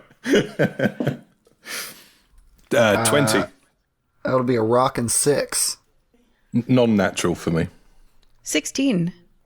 Before any of the rest of you can truly react, the horse riding elf charges straight forward, and seeing you still on your feet, Furious, and tries to ride past you and unleash this double-handed blow with his like glowing polo mallet. Fucking come at me, bro. Does a 20 hit? Well, yes, I mean, in the... Where's my armor class? 15. So, yes, it definitely hits. 15. Oh, 15. Okay, so he smashes you with this giant mallet, comes straight, hits you straight in the chest, dealing 6 points of bludgeoning damage, and then flips you straight up into the air, 10 feet into the air, and you start to come down. But I believe you do not take falling damage from such a short height. Is that right? As a monk? Slow fall. Use your reaction when falling to reduce falling damage by an amount equal to 5 times your monk level. Yeah, okay. He's gonna be totes fine. Stupid monks immune to everything. So is that a reaction move? Is it that comes in naturally? Okay, cool. So you have to declare the reaction, Right. Because you only get one per round. So if you use this, you can't use, for example, attacks of opportunity until it becomes your turn again. Gotcha. Which, spoiler alert, it's about to. Yeah. No, cool. That's cool. So yes, definitely going to use that as my reaction. Slow fall. Wonderful. Okay, you land cat-like on your feet, despite having been hurled up into the air. And the polo elf rides past you and is now about 20 feet behind you, wheeling his steed around, ready for another pass. Furious Joe, what do you do? Olive, you're on deck next. Right. What am I going to do to this chump on his horse? How far away is the girl? Which one? The The one who was mocking you? Yeah, the mean one who's trying to commit murder. The mean girl? She's about 80 feet at this point and disappearing into the distance. You can't even see her unless you have some sort of dark vision beyond 60 feet. So she's well and truly gone. It was an evil speech and then vanish kind of deal. She ran away. And what about this dude on the horse? How far is he away from me? Dude on the horse is 20 feet away from you. Nice. The guy, the lacrosse stick elf, is 30 feet away from you and heading towards the carriage. The elf with the golf club is 60 feet away from you. Cool. Right. What's the most interesting thing I can do to this dickhead? Well, no, we're just going to go for a nice simple attack. We're going to launch ourselves at him. I don't need to key empower my strikes. I can do flurry of blows. We're going to flurry of blow him with a key point. Okay, give me your 2 hits. That is a nat 20. Yeah, that would be a critical. Nice. Is it 2 that I do? You double the number of dice that you roll, and then you add the modifier at the end. Right. So that first attack, you've got 2 attacks because you're a monk. Yep. And then you get 2 more attacks because of your flurry of blows. So that first attack is a d6. Yep. Normally, you would double that and roll 2 d6s, and at the end you would add your modifier, which is your right. Sorry for dexterity, this is because you're a monk. this is the hit points, isn't it? Yeah, I'm getting there. So the 20 covers the 4 hits to hit. So they're all hitting. That's your It's just for the hit. first one. Right. So now I've got. Hang on. This is a +8 to hit. Then Roll I get 2d6 Yep. and then add your dexterity modifier. Gotcha. So This is the damage for the first hit, which is okay. critical. So that's 7 off the 2d6 plus the modifier, which is 4. So that's an 11. So that first blow, you punch who? The guy on the horse. Yep. I'm not going to punch the horse. This polo dude. Are you going to punch him a second time? Oh, absolutely. We're going to just keep pounding this guy into the ground until he's semi-conscious. Okay. What's your 2 hit on the next one? Next one is a 15 plus 8, 23. Yeah, that hits. So that's now a single d6 plus your dexterity modifier? That is a 5. Okay. So that is a 21 to hit. So pretty sure we're good with that. And is this 1 or 2 d6 now? 1. 1. Just 1. Okay, so that is 7. Yep. And my last one is a nat 20. Again? Okay. Yep. So that's crits. 2d6. So that's another 2d6. So that's 2 plus 4 is 6. Plus 4 is another 10 damage. Okay, so that is 26, 30. That is a 33-point damage round. As this polo player wheeling about suddenly sees this like blurring, oil dripping sort of 4-foot ball come at him, leap up to his height, spin kick him in the left side of the head, then turn around, spin kick him on the right, and then just punch him in the chest 2 times and backflip off the horse. And you just see this guy is like reeling from the damage. He's still in the fight, but this is just it's probably more punishment than he's ever taken in his life, as you just absolutely pummel the hell out of him. Okay, anything else you want to do on your turn? I'm perfectly happy with how that went. We will sit and wait and see what happens next. Okay, Olive, it's all you. I like this game. I crawl out from underneath the carriage rapidly, moving at 50 feet per second. This is about twice as fast as a human could move.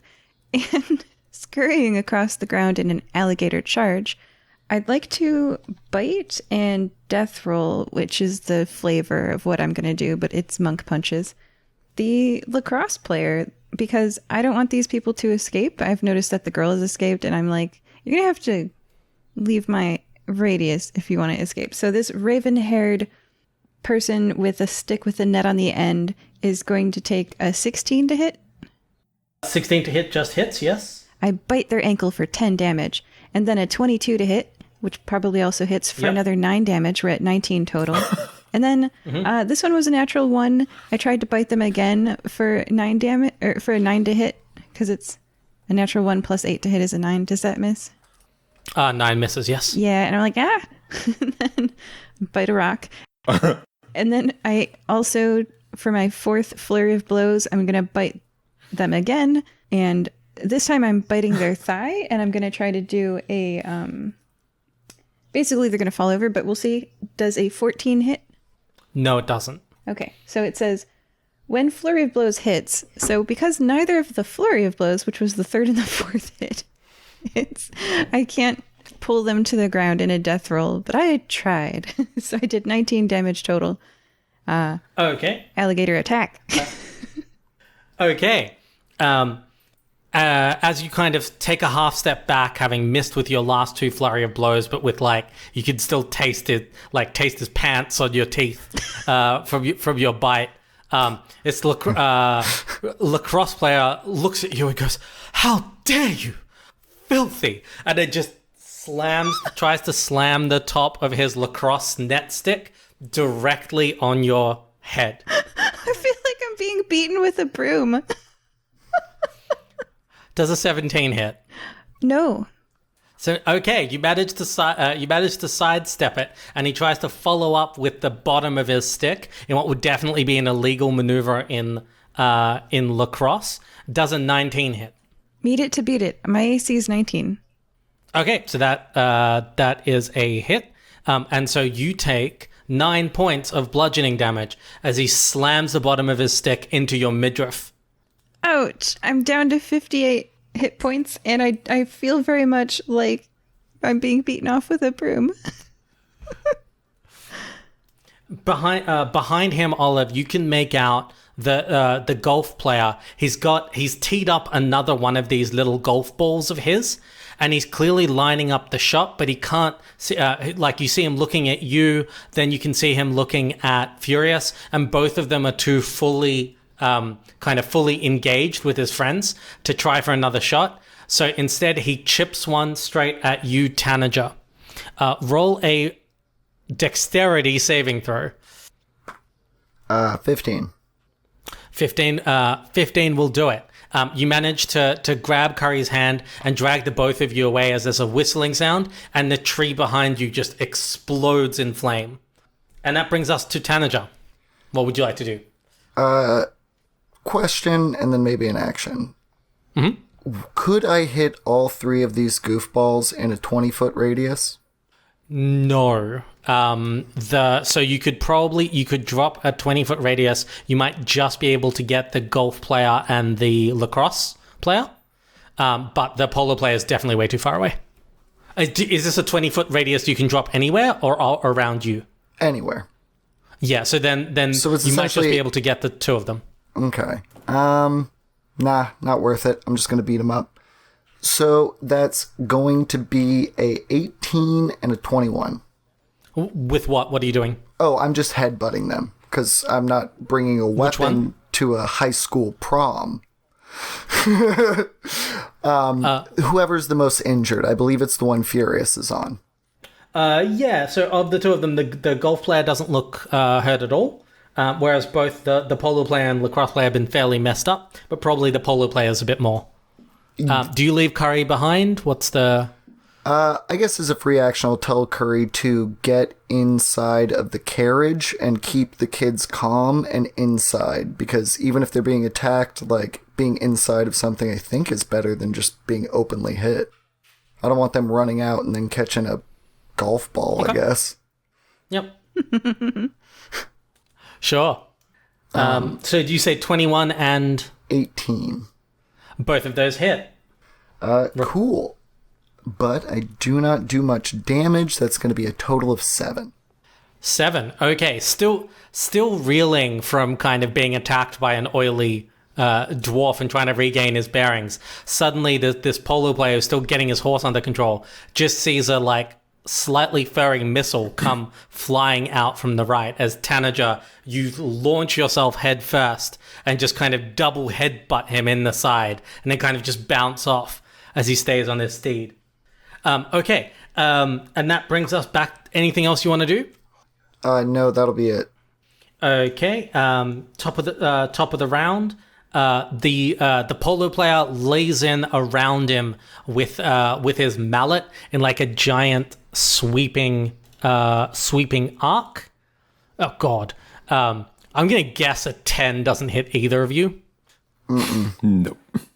Okay, he's still so dazed with your punches that his big swinging arc of a swing doesn't. You easily evade it. Then he spurs his steed to try to get away from you. You both get attacks of opportunity if you want them because you haven't used your reactions yet. By both, do you mean the monks that are in melee? Tanager and Furious. My apologies. 21, baby. Yeah, that absolutely hits. For 3 points of damage. Okay, you just kind of just headbutt him in the foot as he comes past. I'm literally just doing the goat thing where I'm springing off my back heels and then just trying to ram anybody I can. Awesome. What about you, Furious? Yeah, I did a 23 and a 26 to hit on my 2 attacks and rolled a 7 and an 8 for damage, so 15 points of damage. Okay, for attacks of opportunity, I believe you only get 1, so we'll just take the first one, which was a 7, right. I believe. Okay. Yeah. Okay, so you leave 2. You jab him twice. He rides away about 15 feet. Turns around, points his glowing mallet at you, and yells, "Spectral team!"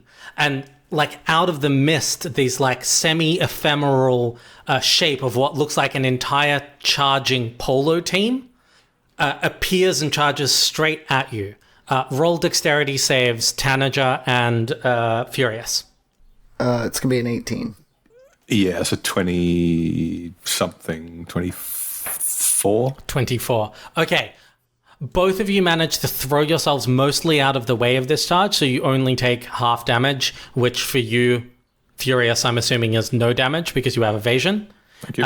But for you, Tanager, I rolled a 5. So you take 2 damage from this like spectral charge of ghostly polo players that then disappear into the ether behind you. This is more intimidating if I can roll above a 5. That's a 5. I guess I'll yell out to my friends, like, should I use spells? Are these nerds worth it? Incapacitate them. All right. Yeah, then I can just kick him harder. Will do. Furious, you're up. Olive, you're on deck next. Right, cool. So we had a 23 to hit with an 8-point damage thing off the first one, and I just... Who are you hitting? Dude on the horse. I'm absolutely locked onto Polo Boy. Yeah, that hit. So that was 8. Yep. A greased up baby oil covered dwarf sprints across the 15-foot distance. You've got like 50 feet of movement at this point, right? So 45 feet of movement. That's absolutely fine. I'm literally going to launch myself at his face again. Fists of flurry, cape trailing heroically in the background. And so the second one is 21 and a 7 points to hit. Yep, that's another punch. Do you want to use a flurry of blows or not? No, we're going to chill out. We're gonna save our key points for possibly later. Okay, this guy is barely hanging on to his horse before and looks very badly messed up. But he's still sort of barely in the fight. But you can see kind of he's got black eyes now. His like very pretty, very haughty, high cheekboned face is like all messed up. He's kind of swaying and it's just sheer like incredulousness that a filthy oiled up dwarf would dare lay hands on him that is like keeping him in the saddle and swinging. Oh, I'm not filthy. You're literally covered in oil. I'm just oiled up. Olive, what's up? The lacrosse guy is still standing, so I'm still biting. Okay, go for it. All right. I rolled a 21, a 23, a 12, and a 16 to hit. Does the 16 miss or hit? The 16 hits, the 12 misses. First, 19 damage from 2 bites to the ankles, that 21 to hit and the 23 to hit. Mm-hmm. Then I spend a key point, and you can see me like become very calm as I punch you again. I stand up and I straighten and I punch him right in the face. Now the 12 misses, but the 16 hits for 7 damage, which means, so it's 9 damage, 10 damage, 7 damage. So that's 26 damage total. And because I succeeded on hitting on a flurry of blows, that means please make a dexterity saving throw. Okay, he's fairly good at these. Let's see how he does. 19. Nothing happens. Okay, he's very used to... Were you trying to trip him? Yeah, I was trying to make him prone so that Alright. I'd have advantage when I punch him in the face. I just kick people on the ground. If you're laying on the ground and someone kicks you in the head, it's pretty brutal. As a lacrosse player, he's very used to people like shoving sticks under his legs and trying to knock him down. Yeah. So he manages to keep his feet despite reeling from your punches, but he's also looks fairly badly hurt. He tries to fend you off with like repeated, like lightning fast, 3 lightning fast jabs of his lacrosse stick. So that is a 5, a 14, and a 20. Oh, to react and hit me. I No, have to an hit. Sorry, yeah. AC of 19, so the 20 hits. So the 20 hits. Okay. He's thrusting so fast he's not able to really put his strength behind them. But you do take 4 points of bludgeoning damage, Ouch, down to 54 hit points. and he attempts to trip you right back. Roll a dexterity saving throw. He's a dirty player. Oh no! 12? 12 doesn't do it. He manages to get his, like, as you're, like, punching, biting, and kicking him, he manages to get, like, as you reel backwards from the hit, he manages to get the net under your foot, and it just kind of does this weird, complicated twist lift. And suddenly, despite your monk-like agility, you find yourself falling to the ground. As he takes tries to take 2 big steps away from you. You're prone, so you can make an attack of opportunity. It'll just be at a disadvantage. Because you're biting him, basically. Yeah. So you can if you want to. Embarrassed on the ground, I try to bite at him. Okay, roll to hit. An 18 to hit. 18 to hit. Okay, you manage to tear a chunk off him as he backs away. Do 6 damage as I bite him a little bit as he leaves. Okay, he like furiously backpedals like 10 feet.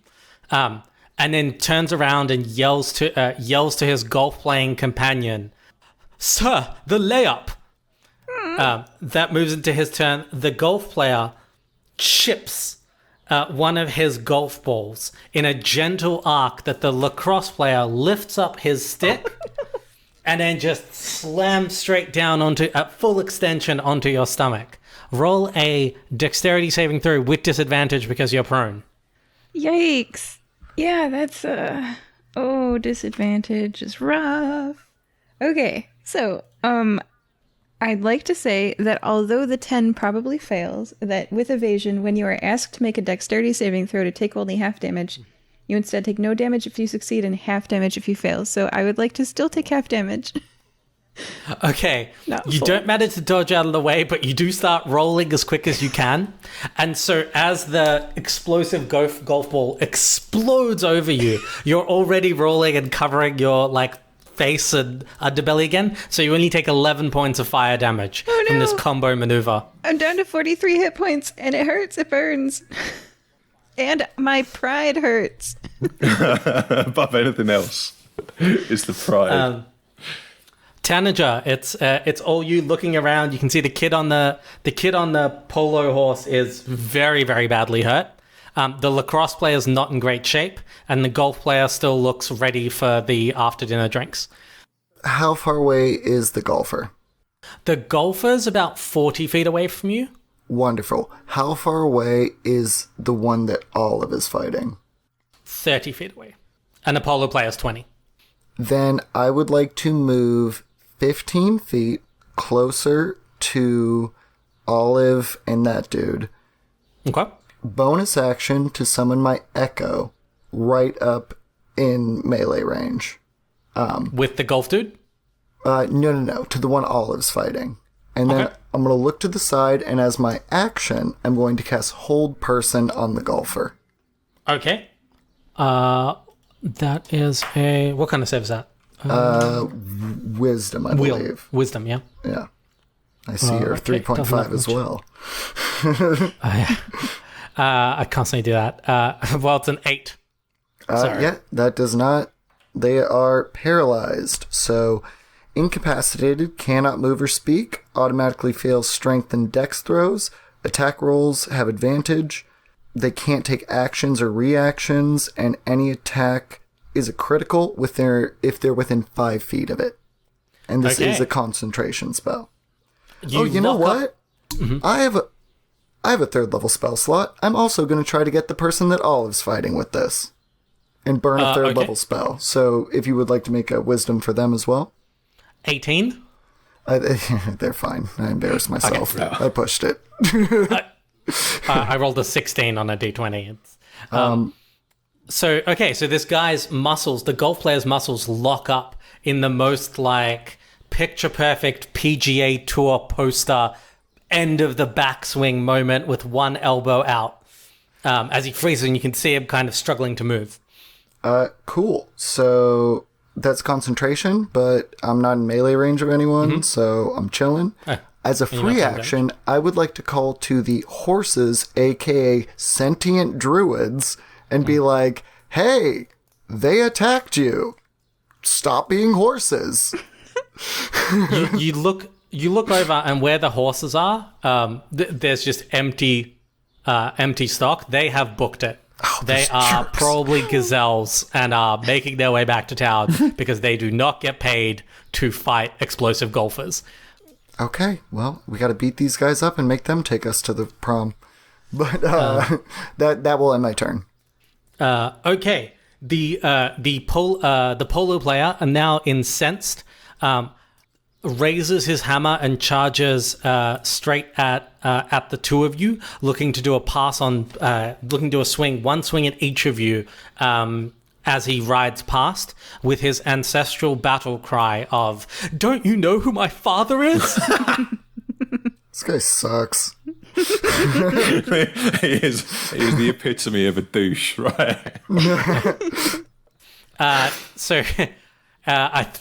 He misses you both with a 16 and a 16 on you, Furious. Yeah, no, that hits. I got an AC 15, so that hits. Okay. In that case, you take 10 points of bludgeoning damage, and you are once again hurled straight up into the air. Oh, God damn it. 15 feet this time. You can burn a reaction if you want to slow fall. That I will do. Okay, and so you land cat-like on your feet behind this guy, and he swings at you, Tanager, but he doesn't come anywhere close. And so the hammer kind of whistles over your horns, and he rides, and then you can see him considering wheeling about, but instead he just spurs his horse, and he's just belting away from all of you straight down the road, in a trailing golden hair and various wounds. Okay, so that absolute loser. Furious, it's your go. Right. How far is Golf Boy away from me at this point in time? So Golf Boy is, let me do the math, under 30 feet. It'd be about 40 feet of movement because if you wanted to kind of evade, not run straight past Lacrosse guy, if you wanted to kind of take a bit of a circuitous route, it would be about 40, 45 feet. If you run straight at him, it's like 30. Yep, so I've got 45 feet walking movement capacity, so that means I can get to him. Does that cost me anything when I get to the attack point because I've gone over half travel distance? Cool. So we're right up in full frontal melee range with this golfing twat. So we're gonna flurry of blows this guy as well because we're fed up with this nonsense now. We just need to get ourselves to the proms. And I believe every hit is a critical. Absolutely. Yay! Yes, Okay. and with advantage. No, Well, if I need it. a critical means you're going to double all your dice and you automatically hit. So you get 2d6s times 4. Oh, but it's Yeah, automatic so you hit, get- so I don't need my d20 Yeah. to hit to start Yeah. with. He's Right? paralyzed. You just beat the crap out of him. Incapacitated is awesome. Yay, bards! Woo! Haha. 4 times, isn't it? So that was 4 for the first, 6 your for the modifier. second. Oh my days! Yes, that's 8. Okay, so it's 8d6 plus 4 times your dexterity modifier. Yeah. So we had 3, 1, 3, and 3 as the first 4. So that is fuck, I can't do 10. this much maths. That's 10, dude. That's 10. So that's 24 plus my hit modifiers, Your damage modifier. damage modifiers, which is a plus 4 for each hit. Is that right? Yep. So that's 16, 24 plus 16, 40. I'll take off that, thank you.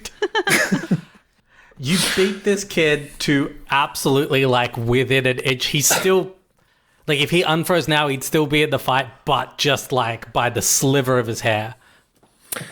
Good. Suck my fist. Olive. Oh no. Olive is very amused by that. She's glad that she's fighting with a fellow monk and with a bard, and this is a good team. This feels good. I'm sorry about letting you guys down earlier when I the teenager tricked don't- me. Don't worry, hon. Tanny Boy's gonna end this fight next round. So there's still the lacrosse person, right? And they're still mocking me. Yeah. All right, a 17 to hit Yep. for 9 damage. I'm just gonna I'm wailing on him. I'm punching. This is just 4 punches. A 13 to hit, which probably misses. Nope. Misses. Oh, a 10 to hit Nope. and a 14 to hit. No. Yeah. So that is a 9 damage round. Yep. My pride hurts. It's that ball gown. Yeah. It's that big puffy ball gown you got on. It's Yeah. just getting in the way a little bit. Yeah, it is. Tanager yells, "It's helping!" It's the shoes, clearly. She looks I didn't pick- amazing while she's fighting. There is that. The lacrosse player, clearly getting desperate now, tries a massive, just like almost spear jab with his lacrosse stick, but rolls a nothing. 12 misses. So you kind of easily sidestep it as it comes whistling past. The golf player, I believe, gets a chance to break out of hold person at the end of his round. You're good. Yep. Gotta beat a 14. Oh, Yeah, I 4 should have doesn't- thrown you my handcuffs. 4 doesn't do it. I'll do that on my next turn. I've got some handcuffs. You can handcuff an incapacitated person. Okay, Tanager, it's all you. Okay. Your turn. So, how far away is the dude on the horse? At this point, he's probably about 60 feet and disappearing even further. He's gone. Okay. 60 feet, you say? Mm-hmm. And he was looking pretty bad, right? Yeah, they're all. I mean, he's hurt. He's hurt compared to where he was. He's not absolutely on his last legs, but he's. Would you say he's yeah. bloodied, like within half health? Oh yeah. Okay, then this guy sucks. I am casting Radiant Bolt at a 3rd level, Okay. and I am dealing... Sorry, forgot to do my damage. Only rolled that to hit. 32 points of damage. 32 points of damage. Okay, Yep. this guy is Upcast, baby. riding away on his horse. His golden hair is trailing behind him. The golden tail of the horse is trailing. He's riding out, and this golden bolt comes shooting from behind and just slams him and just lifts him off the horse and slams him into a tree. And you just see him slowly slide down the tree. Cool. I would then like to action surge. And from my echo, I would like to attack, I believe he's a lacrosse player, 2 times for a 24 and a 16. I get both of those hit. Only 6 damage, but it's respectable. I respect it. Okay, he's still up, but not like a lot. Anything else? That will end my turn. Okay. The polar guy is well and truly out, which means we are back to Furious. Right, where am I? I'm still melee combat range with Golf Boy, aren't I? He can't have a lot left, can he? Is it worth flurrying of blows? This absolute canoe. You can.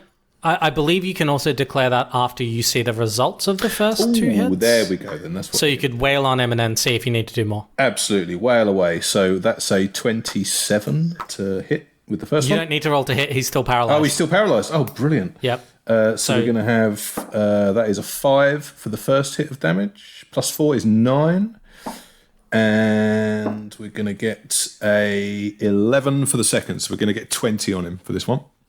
Okay, you do a sort of Jason Statham style punch in the stomach, followed by one of those like close in hooks he does, where it looks like someone's been hit in the side of the head with a freight train. And this kid is still paralyzed, so he just falls over, but you can see the eye, like he's completely out cold.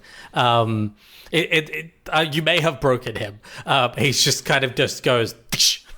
This is excellent. It's an excellent reference as well, because I did actually have a Statham-esque sort of thing in mind for Furious when I designed him in my head. So that's superb. I'm happy. If you watch Transport and stuff, he knocks everybody out with left hooks to the side of the head. Totally. Okay. You've still got movement and bonus action if you want to use it for anything. No, I will save that for a reaction if I need it. Okay. That So your bonus action is different than your reaction. Oh. You get a bonus action every turn. Is Lacrosse Guy still up?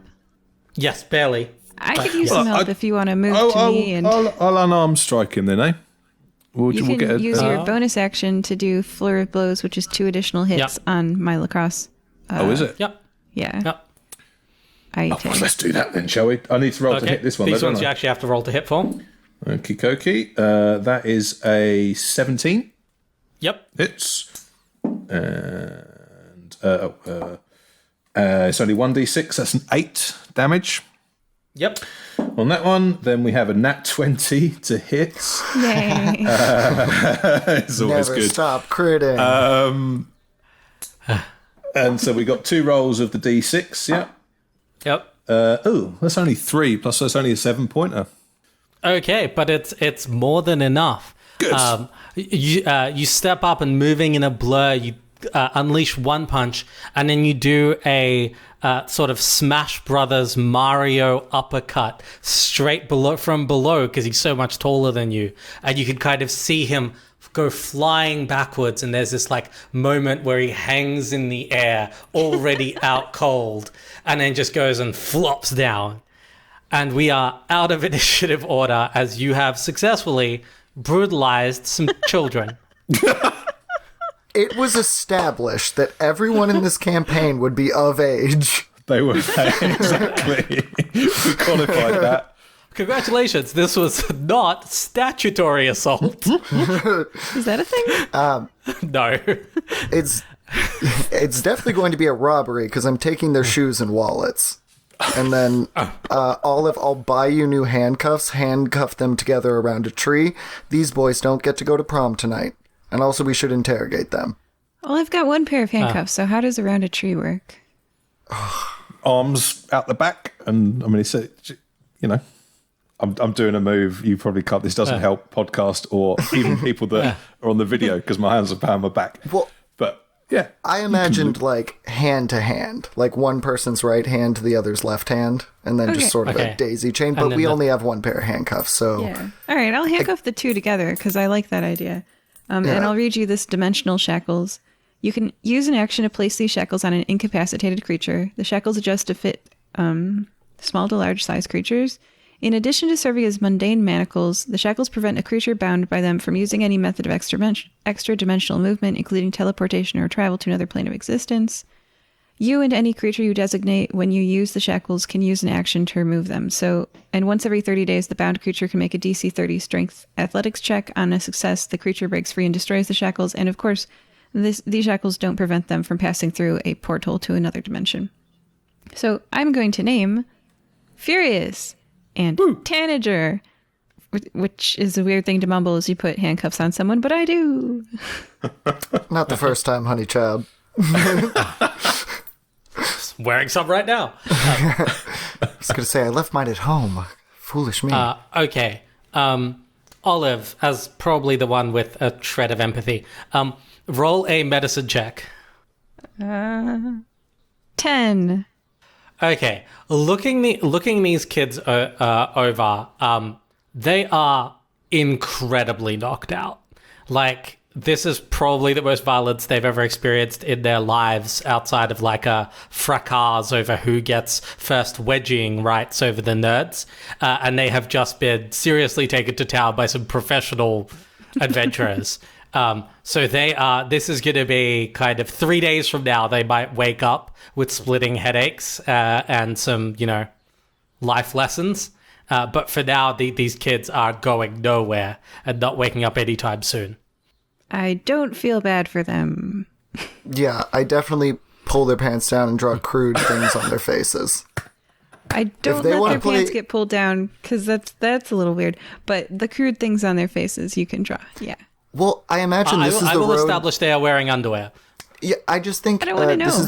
This is the road in and out, and it would be very embarrassing for them for when everyone leaves prom to see these guys. Absolutely. Because if they're going to be... They tried to murder people. Okay, pants stay on. I see the face Olive's making. But I'm keeping with the crude drawings. Okay, yeah, no. Okay. Yeah, give him a little mustache. How's our girl doing? I'm going to go to Lucilia. Didn't her carriage get exploded and thrown over? I'm a little concerned that she might not be okay. Well, You rush over to the carriage and look inside. The carriage itself is pretty much totaled. The ball seems to have ruined several of the wheels, as well as like ripped out the drivetrain.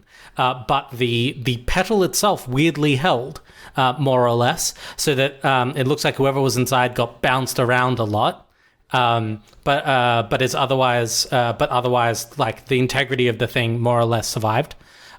Looking around, they're not inside, but you can just about see standing in the forest is Frank. He's still in the like tuxedo thing you got him, and he's holding a big tree branch, and behind him you can see Lucilia kind of peeking out from behind him with her hands on his arm.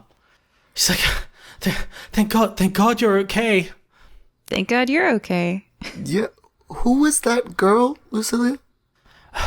She's like, "Oh, that's Jezebethia of Imrati Investments.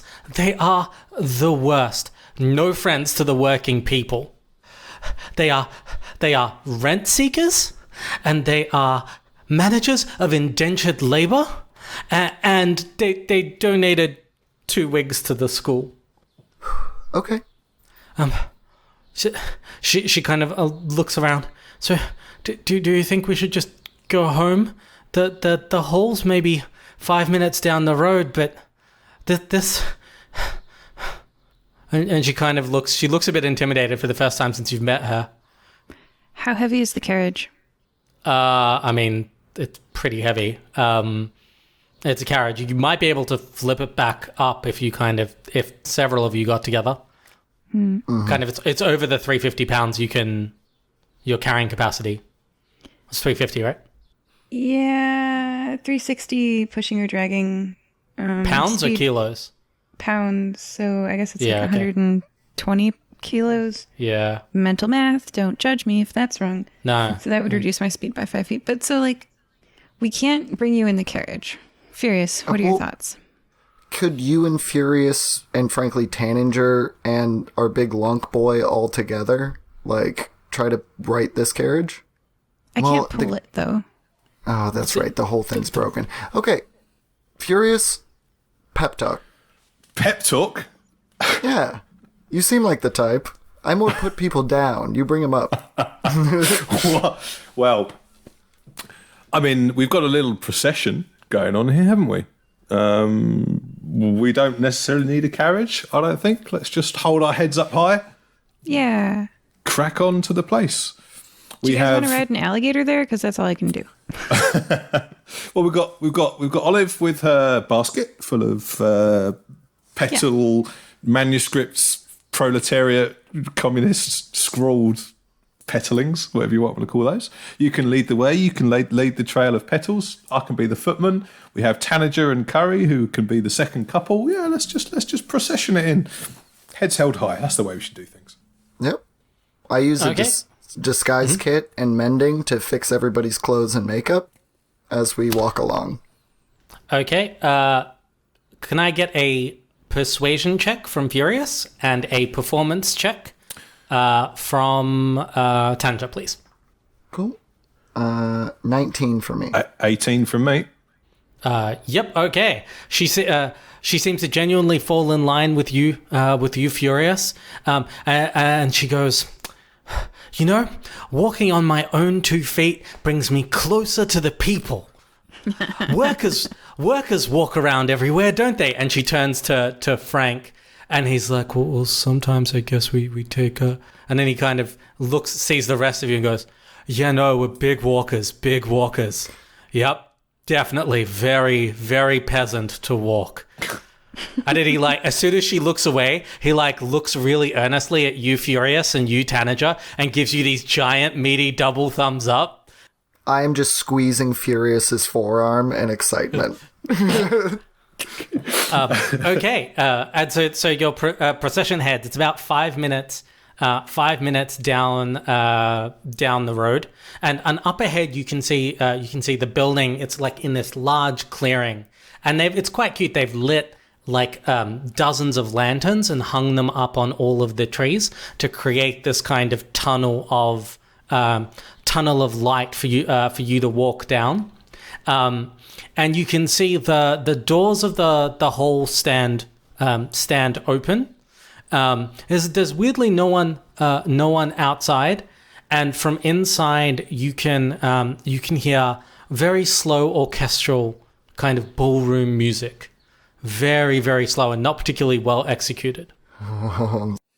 You walk towards the gates, the sort of open double doors of this hall, and you step inside. Before we step in, Tanager would like to cast the spell Unearthly Chorus at a proper distance, and it plays music that everyone can hear within 100 feet.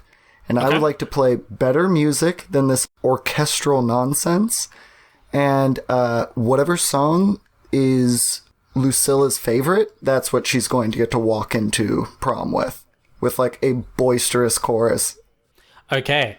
So you have a quick, you quickly confer with Lucilia, and perhaps unsurprisingly, her favorite thing is like the kind of music is like the Soviet Army men's choir, the like International, but before they took the lyrics away, which is just like this, like we the people, but it's quite upbeat and up tempo, and it's all about these like soaring, deep male inspirational voices.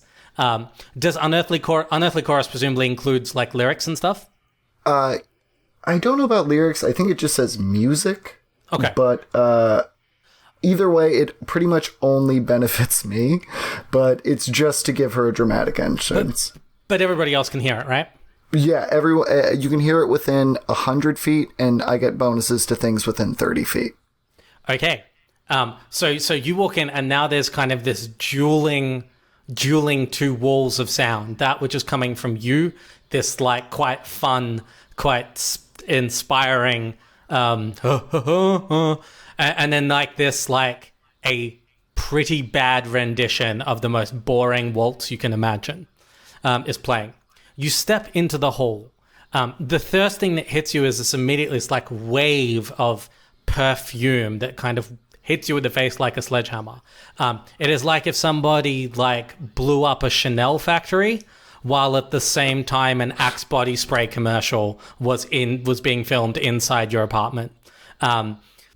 Looking around, the hall itself is wide open with circular tables on the left and right and an open dance floor in the middle and a stage behind it.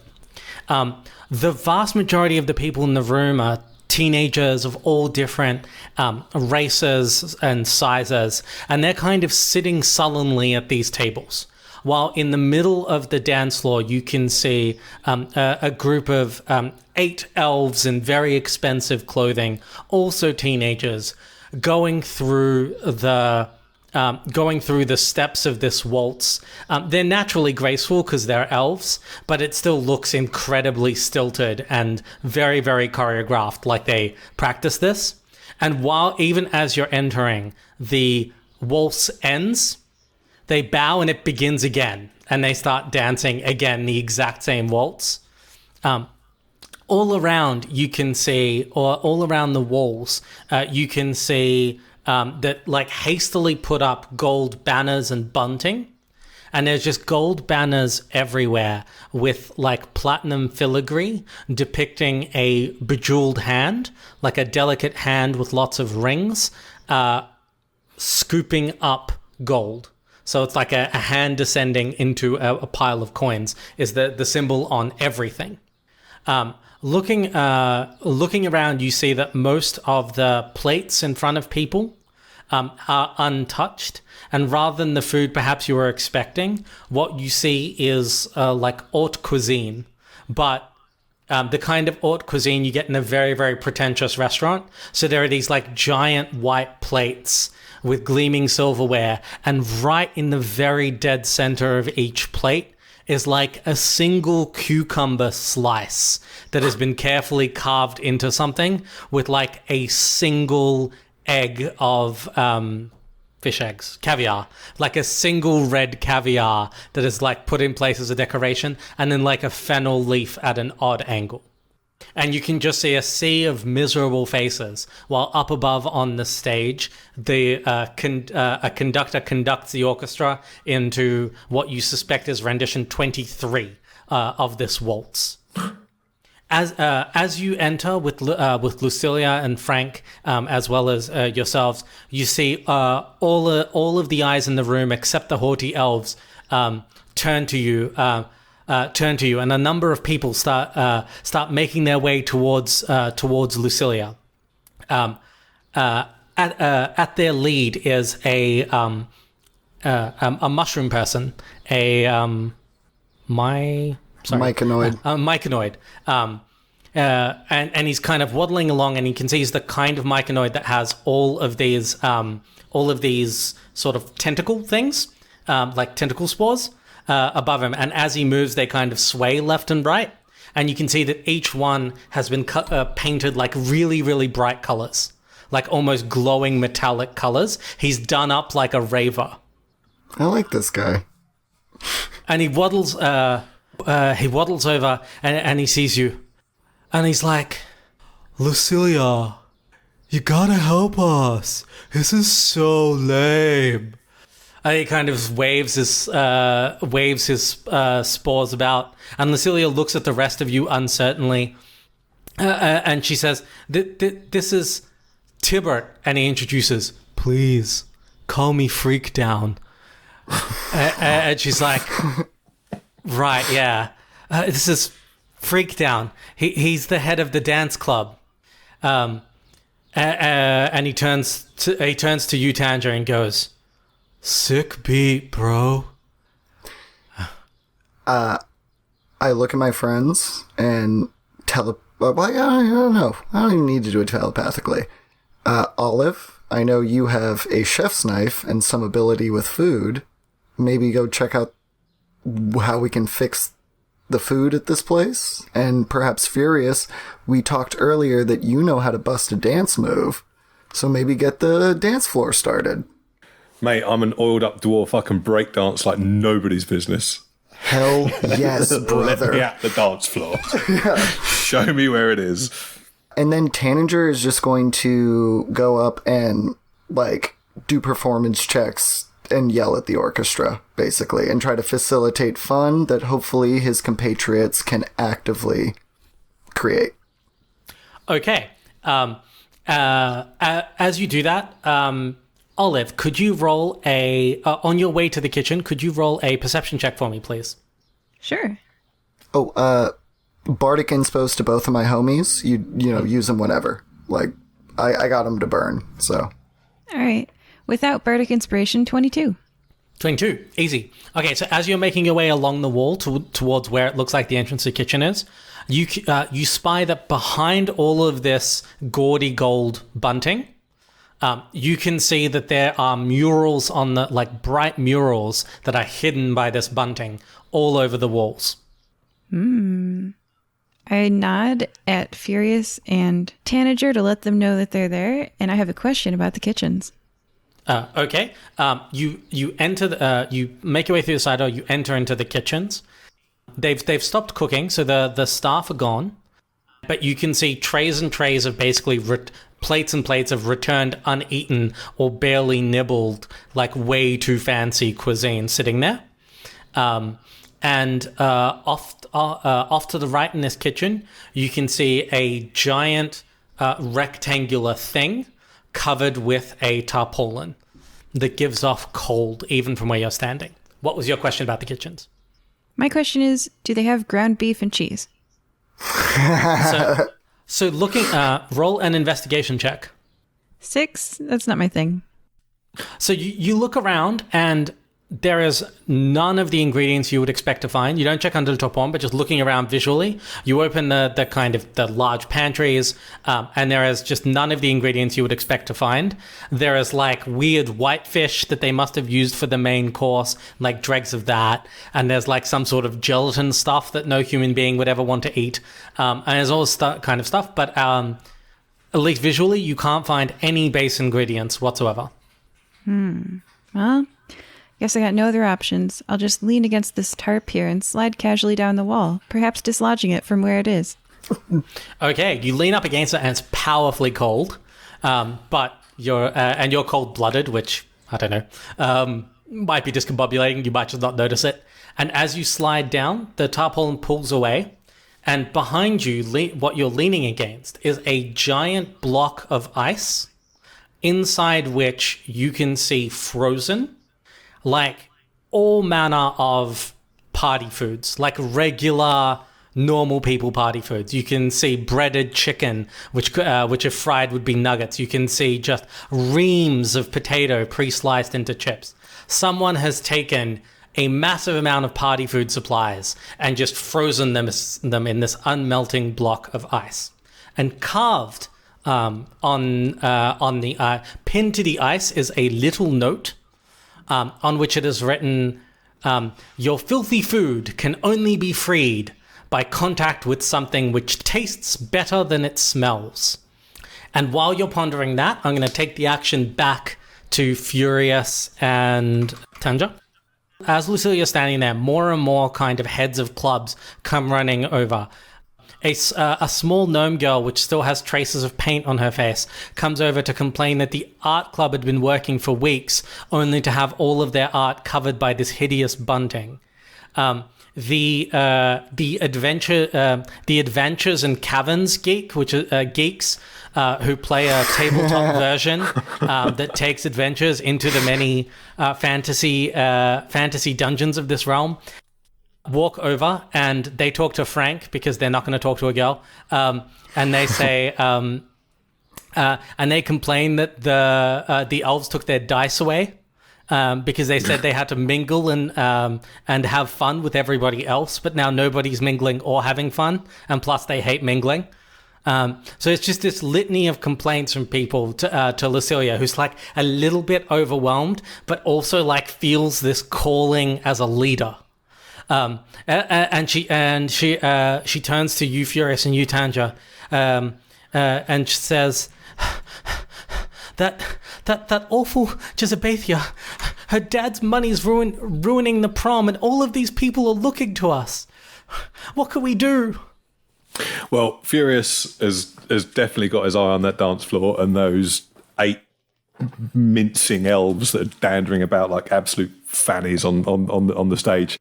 So he decides he's just going to plough straight in, and taking a remembering the move from the monk off on the ship, he takes a running start, dives forwards and glides on his oil-coated chest right into the middle of these 8 elves, and just starts to spin and flip and backflip and do all these kind of crazy breakdancing moves right in the middle of this knot of elves, just trying to absolutely ruin their synchronization and ruin their little dancing party. Okay, give me a performance check. Oh, does that need Professor Performance? I was hoping that'd be acrobatics, but all right, never mind. I'll let you do acrobatics for the entrance, but the dancing is definitely performance. Okay, cool. Well, so we get a 23 off the acrobatics. That was nice and easy. Here's the big one. It is a 16 for the performance. 16 for the performance, not bad. It's a bit hard because what you are trying to break dance to is a myopic waltz and the Russian military male choir's like rendition. Unless Tanager wants to give you some musical support, I will let you change your chorus mid-tune if you desire. I was just going to remind our friend Furious that he does have bardic inspiration if he would like to attempt to break 20. Right, so here's a little education piece for me then. What is bardic inspiration, and how does that apply? You roll a d6 and add it to any skill check. I can also do some other things with it, but it doesn't apply in this situation. All right, we'll have a 4 added to my skill check then. Yep. For the bardic inspiration. Takes me up to a 20. 20. Okay. You manage to weave into your dance like trips and slight pushes that send the elves stumbling in every direction, like backing away. They're all trying not to get the baby oil onto their very expensive clothes as well, which helps. And soon you're in this knot of appalled and stumbling elves as you like break dance in the middle of them, completely offbeat.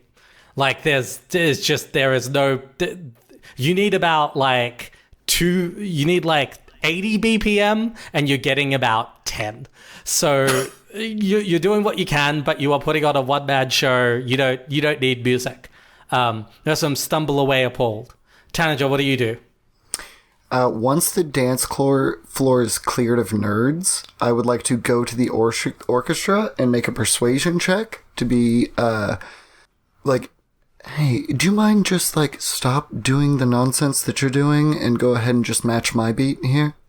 Roll an insight check. That's going to be a 12. A 12. Okay.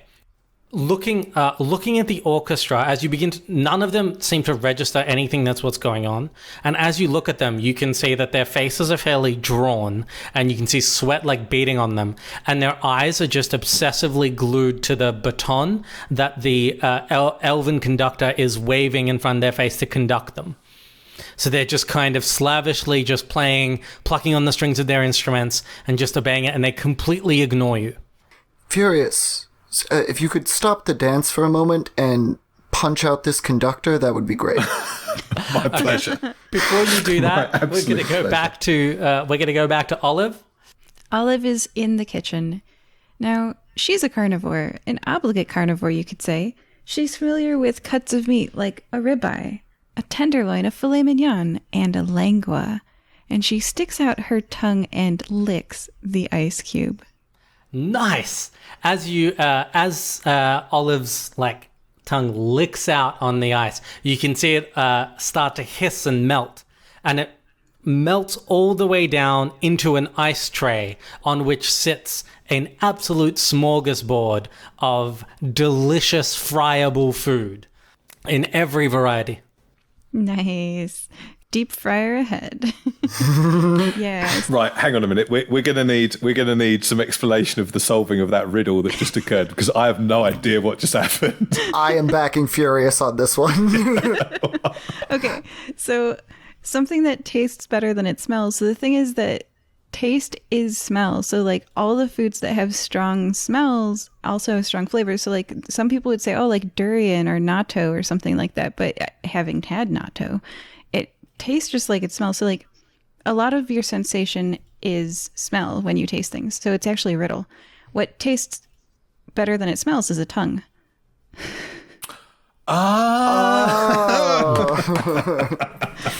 You got a double O off that. Fair play. Well played. Olive would know that because she eats tongues. Really, I mean, man.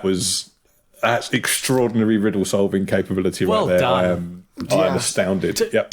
Take inspiration for just nailing that straight up. In my head, there was like a 30% chance this was going to end up with Olive with an ice pick, just wailing away on this block. Which would have been fine too, I'm sure. Yeah, Tanager would not have been able to solve that. No, me neither. No, absolutely not. Me neither. If I had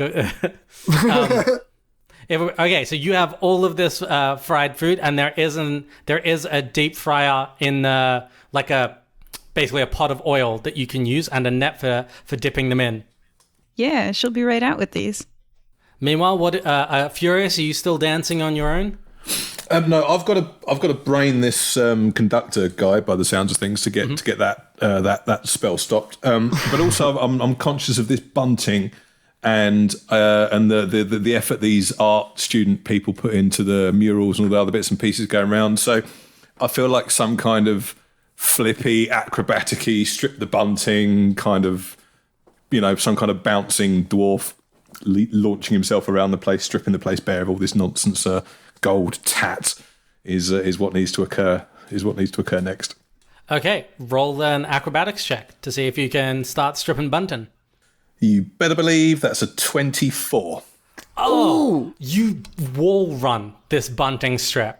You work out where it's kind of being secured, and you just charge straight at the wall and you run straight up it. And as you're running, like with your foot, your toes, you're grabbing it and unlatching it as you run along the entire periphery of this hole, just unchecking, and the bunting falls. And behind each of it, you can see these amazing Technicolor murals these kids did. They're like somewhat psychedelic, but some of like the different kids were clearly doing it. You can see lots of different art styles. And there's like depictions of forests and trees, and someone's done like an awesome battle scene where the knights, instead of fighting, just like have guitars and are like strumming away at each other. And it's trippy and it's bright and it's colorful and the light plays off them, and you can hear that girl who the gnome girl who'd approached Lucielle, like cheering her head off in excitement, like yes. And the rest of the art club around the room also cheers, and everybody's cheering. And the elves look aghast. The best part. Good. That's the best bit. Absolutely. And you see one of them scurry off into a side room. Tanager, since Furious is temporarily unavailable, would you like to do anything for a moment?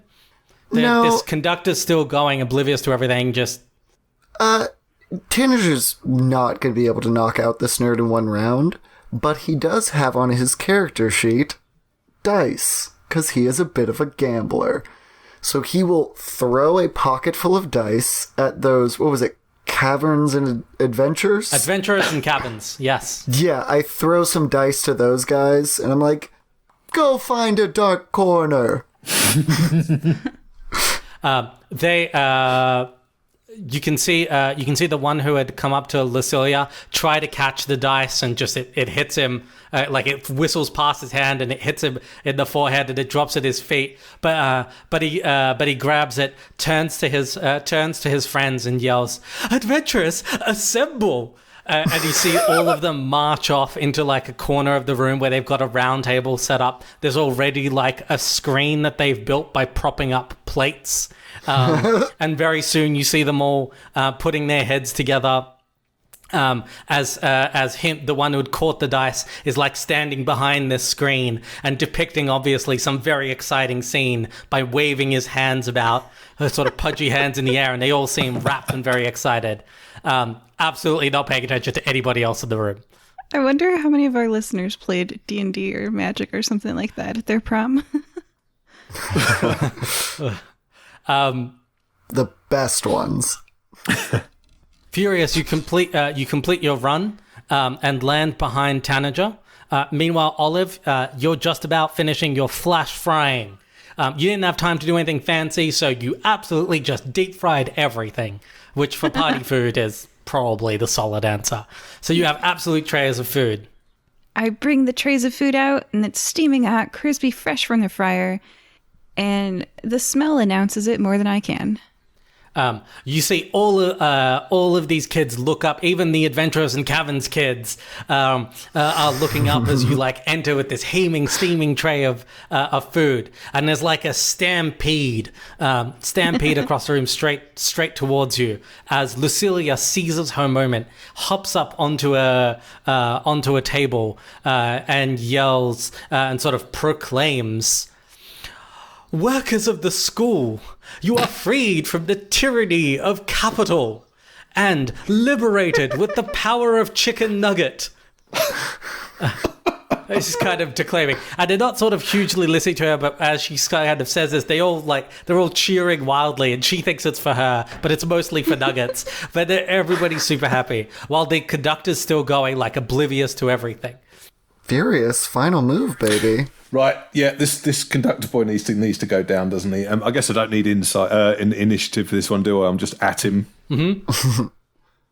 So we have got a 26 to hit, 13 points of damage.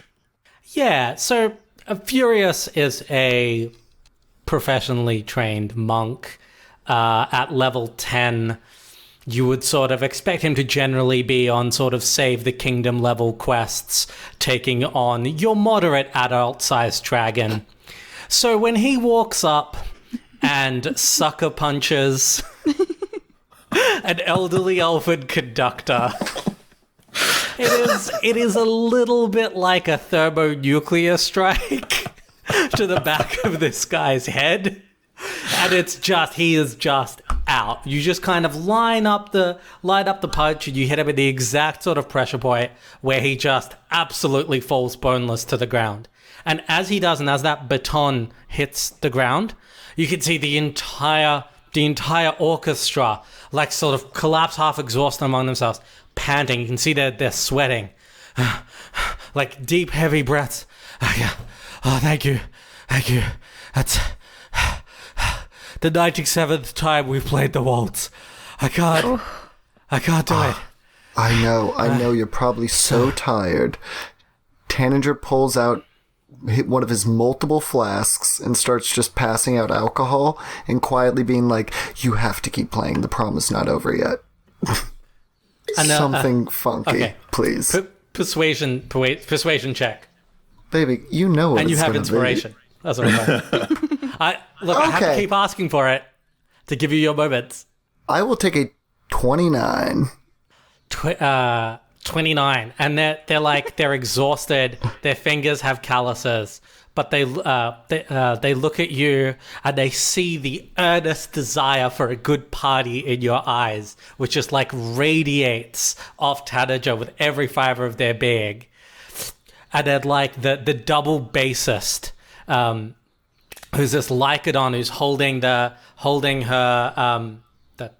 the wand thing in her trunk, just goes, okay, and she taps it 3 times on the double bass, and just goes do do do do do do do do do do, and it just slams into like this really fast paced. It's still kind of classical, but it's like super super high beat, super fun orchestral music. That kind of almost supplements the like boombox coming out of you, Tanager, presuming you haven't dropped the spell. And so it's like you've got this like chorus, and then you've got this super funky music. And everybody starts cheering, and the elves are backing away in disgust as, like, people are making their way to the dance floor, still with, like, handfuls of, like, you see a dwarf with 2 chicken schnitzels, 1 in each hand, and he's, like, on the dance floor, and he's just taking bites of them intermittently as he, like, dances around. And Lucilia's, like, in her element, like celebrating everyone and encouraging to get on the dance floor because dancing is the truest act of resistance against capital, which doesn't necessarily square with the fact that the elves were dancing, but she hasn't thought this through and it doesn't matter, and they're just cheering anything she says at this point. Tanager full heat backs her up with his pixie problem catchphrase of, "There is no ethical consumption under capitalism." And just as the parties coming together, you see a back door open, and this the elf you recognized from the road, who is dressed bizarrely in like a wedding gown kind of dress that's way over the top, and with a train that trails back way too far. And she's got these 2 kind of other elves. They're female elves, and they're both dressed in like pink cocktail pink cocktail skirts with like midriff tops that are like bent over either way, and all 3 of them are blondes, and they storm in, and just looks around kind of aghast and points to Lucilia. You're ruining my party. This is for the people. Yeah. Olive raises a fist in the air. Tanager looks to see if Lucilia has a, like, rad comeback. Can I make an insight check? Yeah, go for it. Okay. Roll it. That's a 21. 21. So, bizarrely, she does. Tanager keeps his mouth shut and lets this girl have her moment. And Lucilia, like, strikes a pose, points a judgmental finger down at Elizabeth, and goes, "Your daddy's money can't buy fun," which to her mind is hugely effective. I mean, she's 18. She's not, Tanager. Socrates. She ain't. But the whole crowd goes, "Ooh!" Simply having something to say in that moment is 90% of the battle. Right? Absolutely, and you can see just like sputter, look around for support, and her 2 kind of sidekicks look aghast as they see everybody having fun, and she looks at the crowd and sort of says, "Are you all saying you prefer this peasant's vulgar entertainment to being elevated?" And there's this kind of log pause. Do any of you do anything? I throw food at her. I was going to say, No. Furious Johnson grabs a handful of chicken nuggets and throws it straight in her face. Yes, Tanager both was of gonna. you. Roll. Oh no! Roll to hit. You're monks, so these improvised weapons you are very good at. Oh no! That's I got an 11. 11? no, Okay. 27. Okay, anything you want to do, Tanager, as you see this food flying? Tanager would like to try to cast Calm Emotions and then make a persuasion check to get them to join the party and have fun at their prom. Okay. Okay, so here's what we are going to do. Furious and Tanager, roll opposing initiative checks. I want to see what's the sequence here. What happens first? 19. 12 for me. Okay, Tanager, roll your persuasion check. Oh no, this is gonna be so bad. That's literally a 30. 30. You have this moment as your spell washes over and the fury rushes away, and you speak to her, and in that moment, like, you can see this kind of veil that she's put up for herself through which she's like convinced herself to look down on everything and everyone around her, this upbringing on a golden pillow, kind of just cracks, and she sees all of the people on the dance floor having fun. She smells this like delicious food. She hears this jaunty music, which is so much more fun to dance to than the like stifling waltz she's been doing for like 70 goes around. And she looks at you and she opens her mouth, and in that moment, a chicken nugget slaps into the side of her cheek with the force of a ballistic missile, still covered in the like mustard that Furious had been dipping it into. And there's just this shocked moment as this chicken nugget slowly trails down her face, drops onto her beautiful white gown, and slowly trickles down. And as she looks aghast, Olive, what did you throw? A chicken wing. Yeah. And as she looks aghast, a chicken wing just comes sailing in and just hits her again.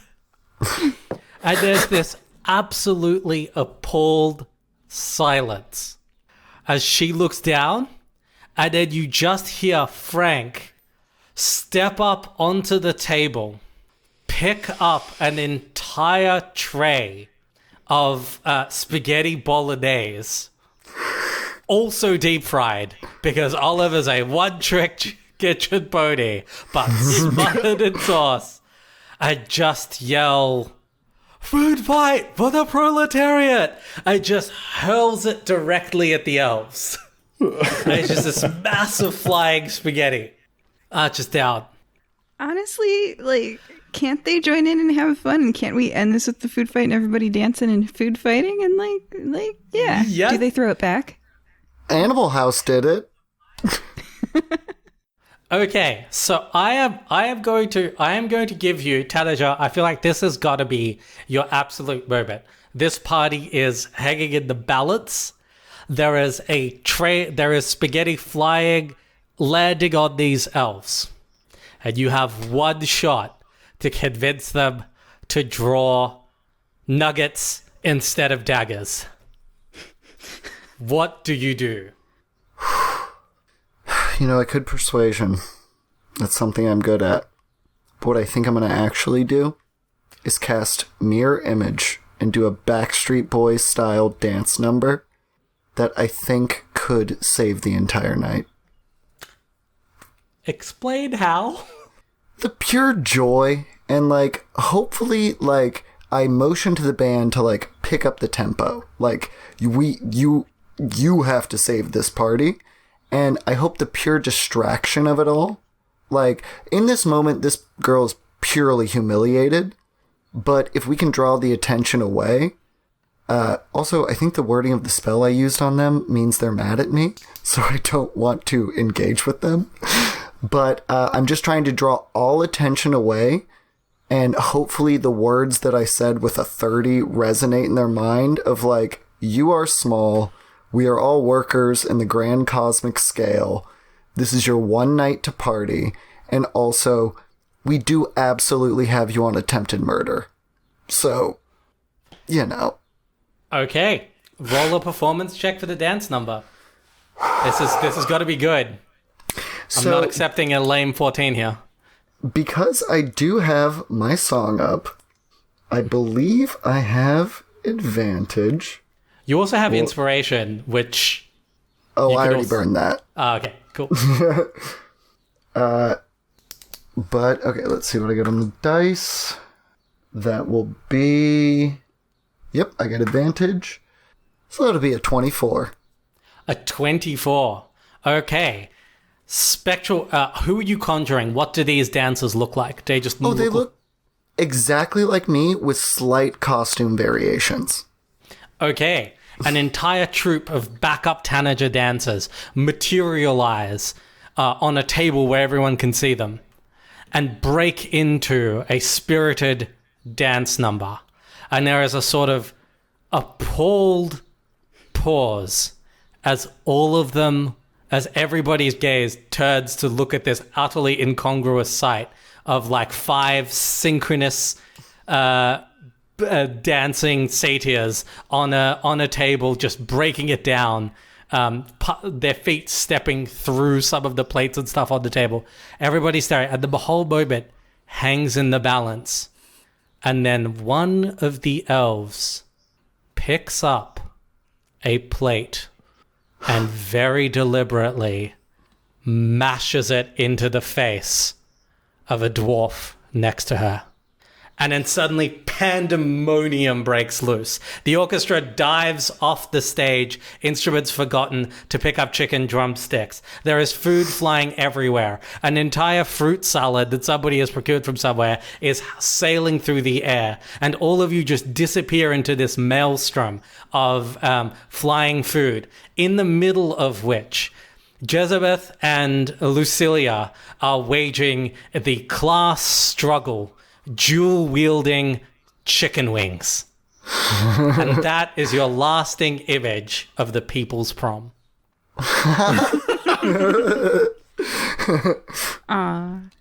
Thanks so much for joining us. With us for this adventure were Olive. Bye. Tanager. Everybody's talking all this stuff about me. And Oiled Up Furious. Yeah, next time. Eating a chicken wing. Bye. Bye.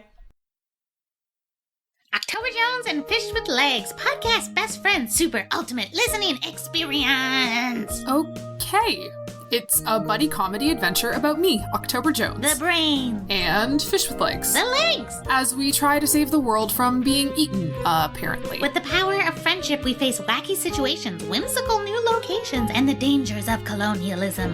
All with a mature but family-friendly appeal. Listen to October Jones and Fish with Legs on Spotify, Apple, or anywhere else. And for exclusive secret content, visit us at octoberandfish.ca.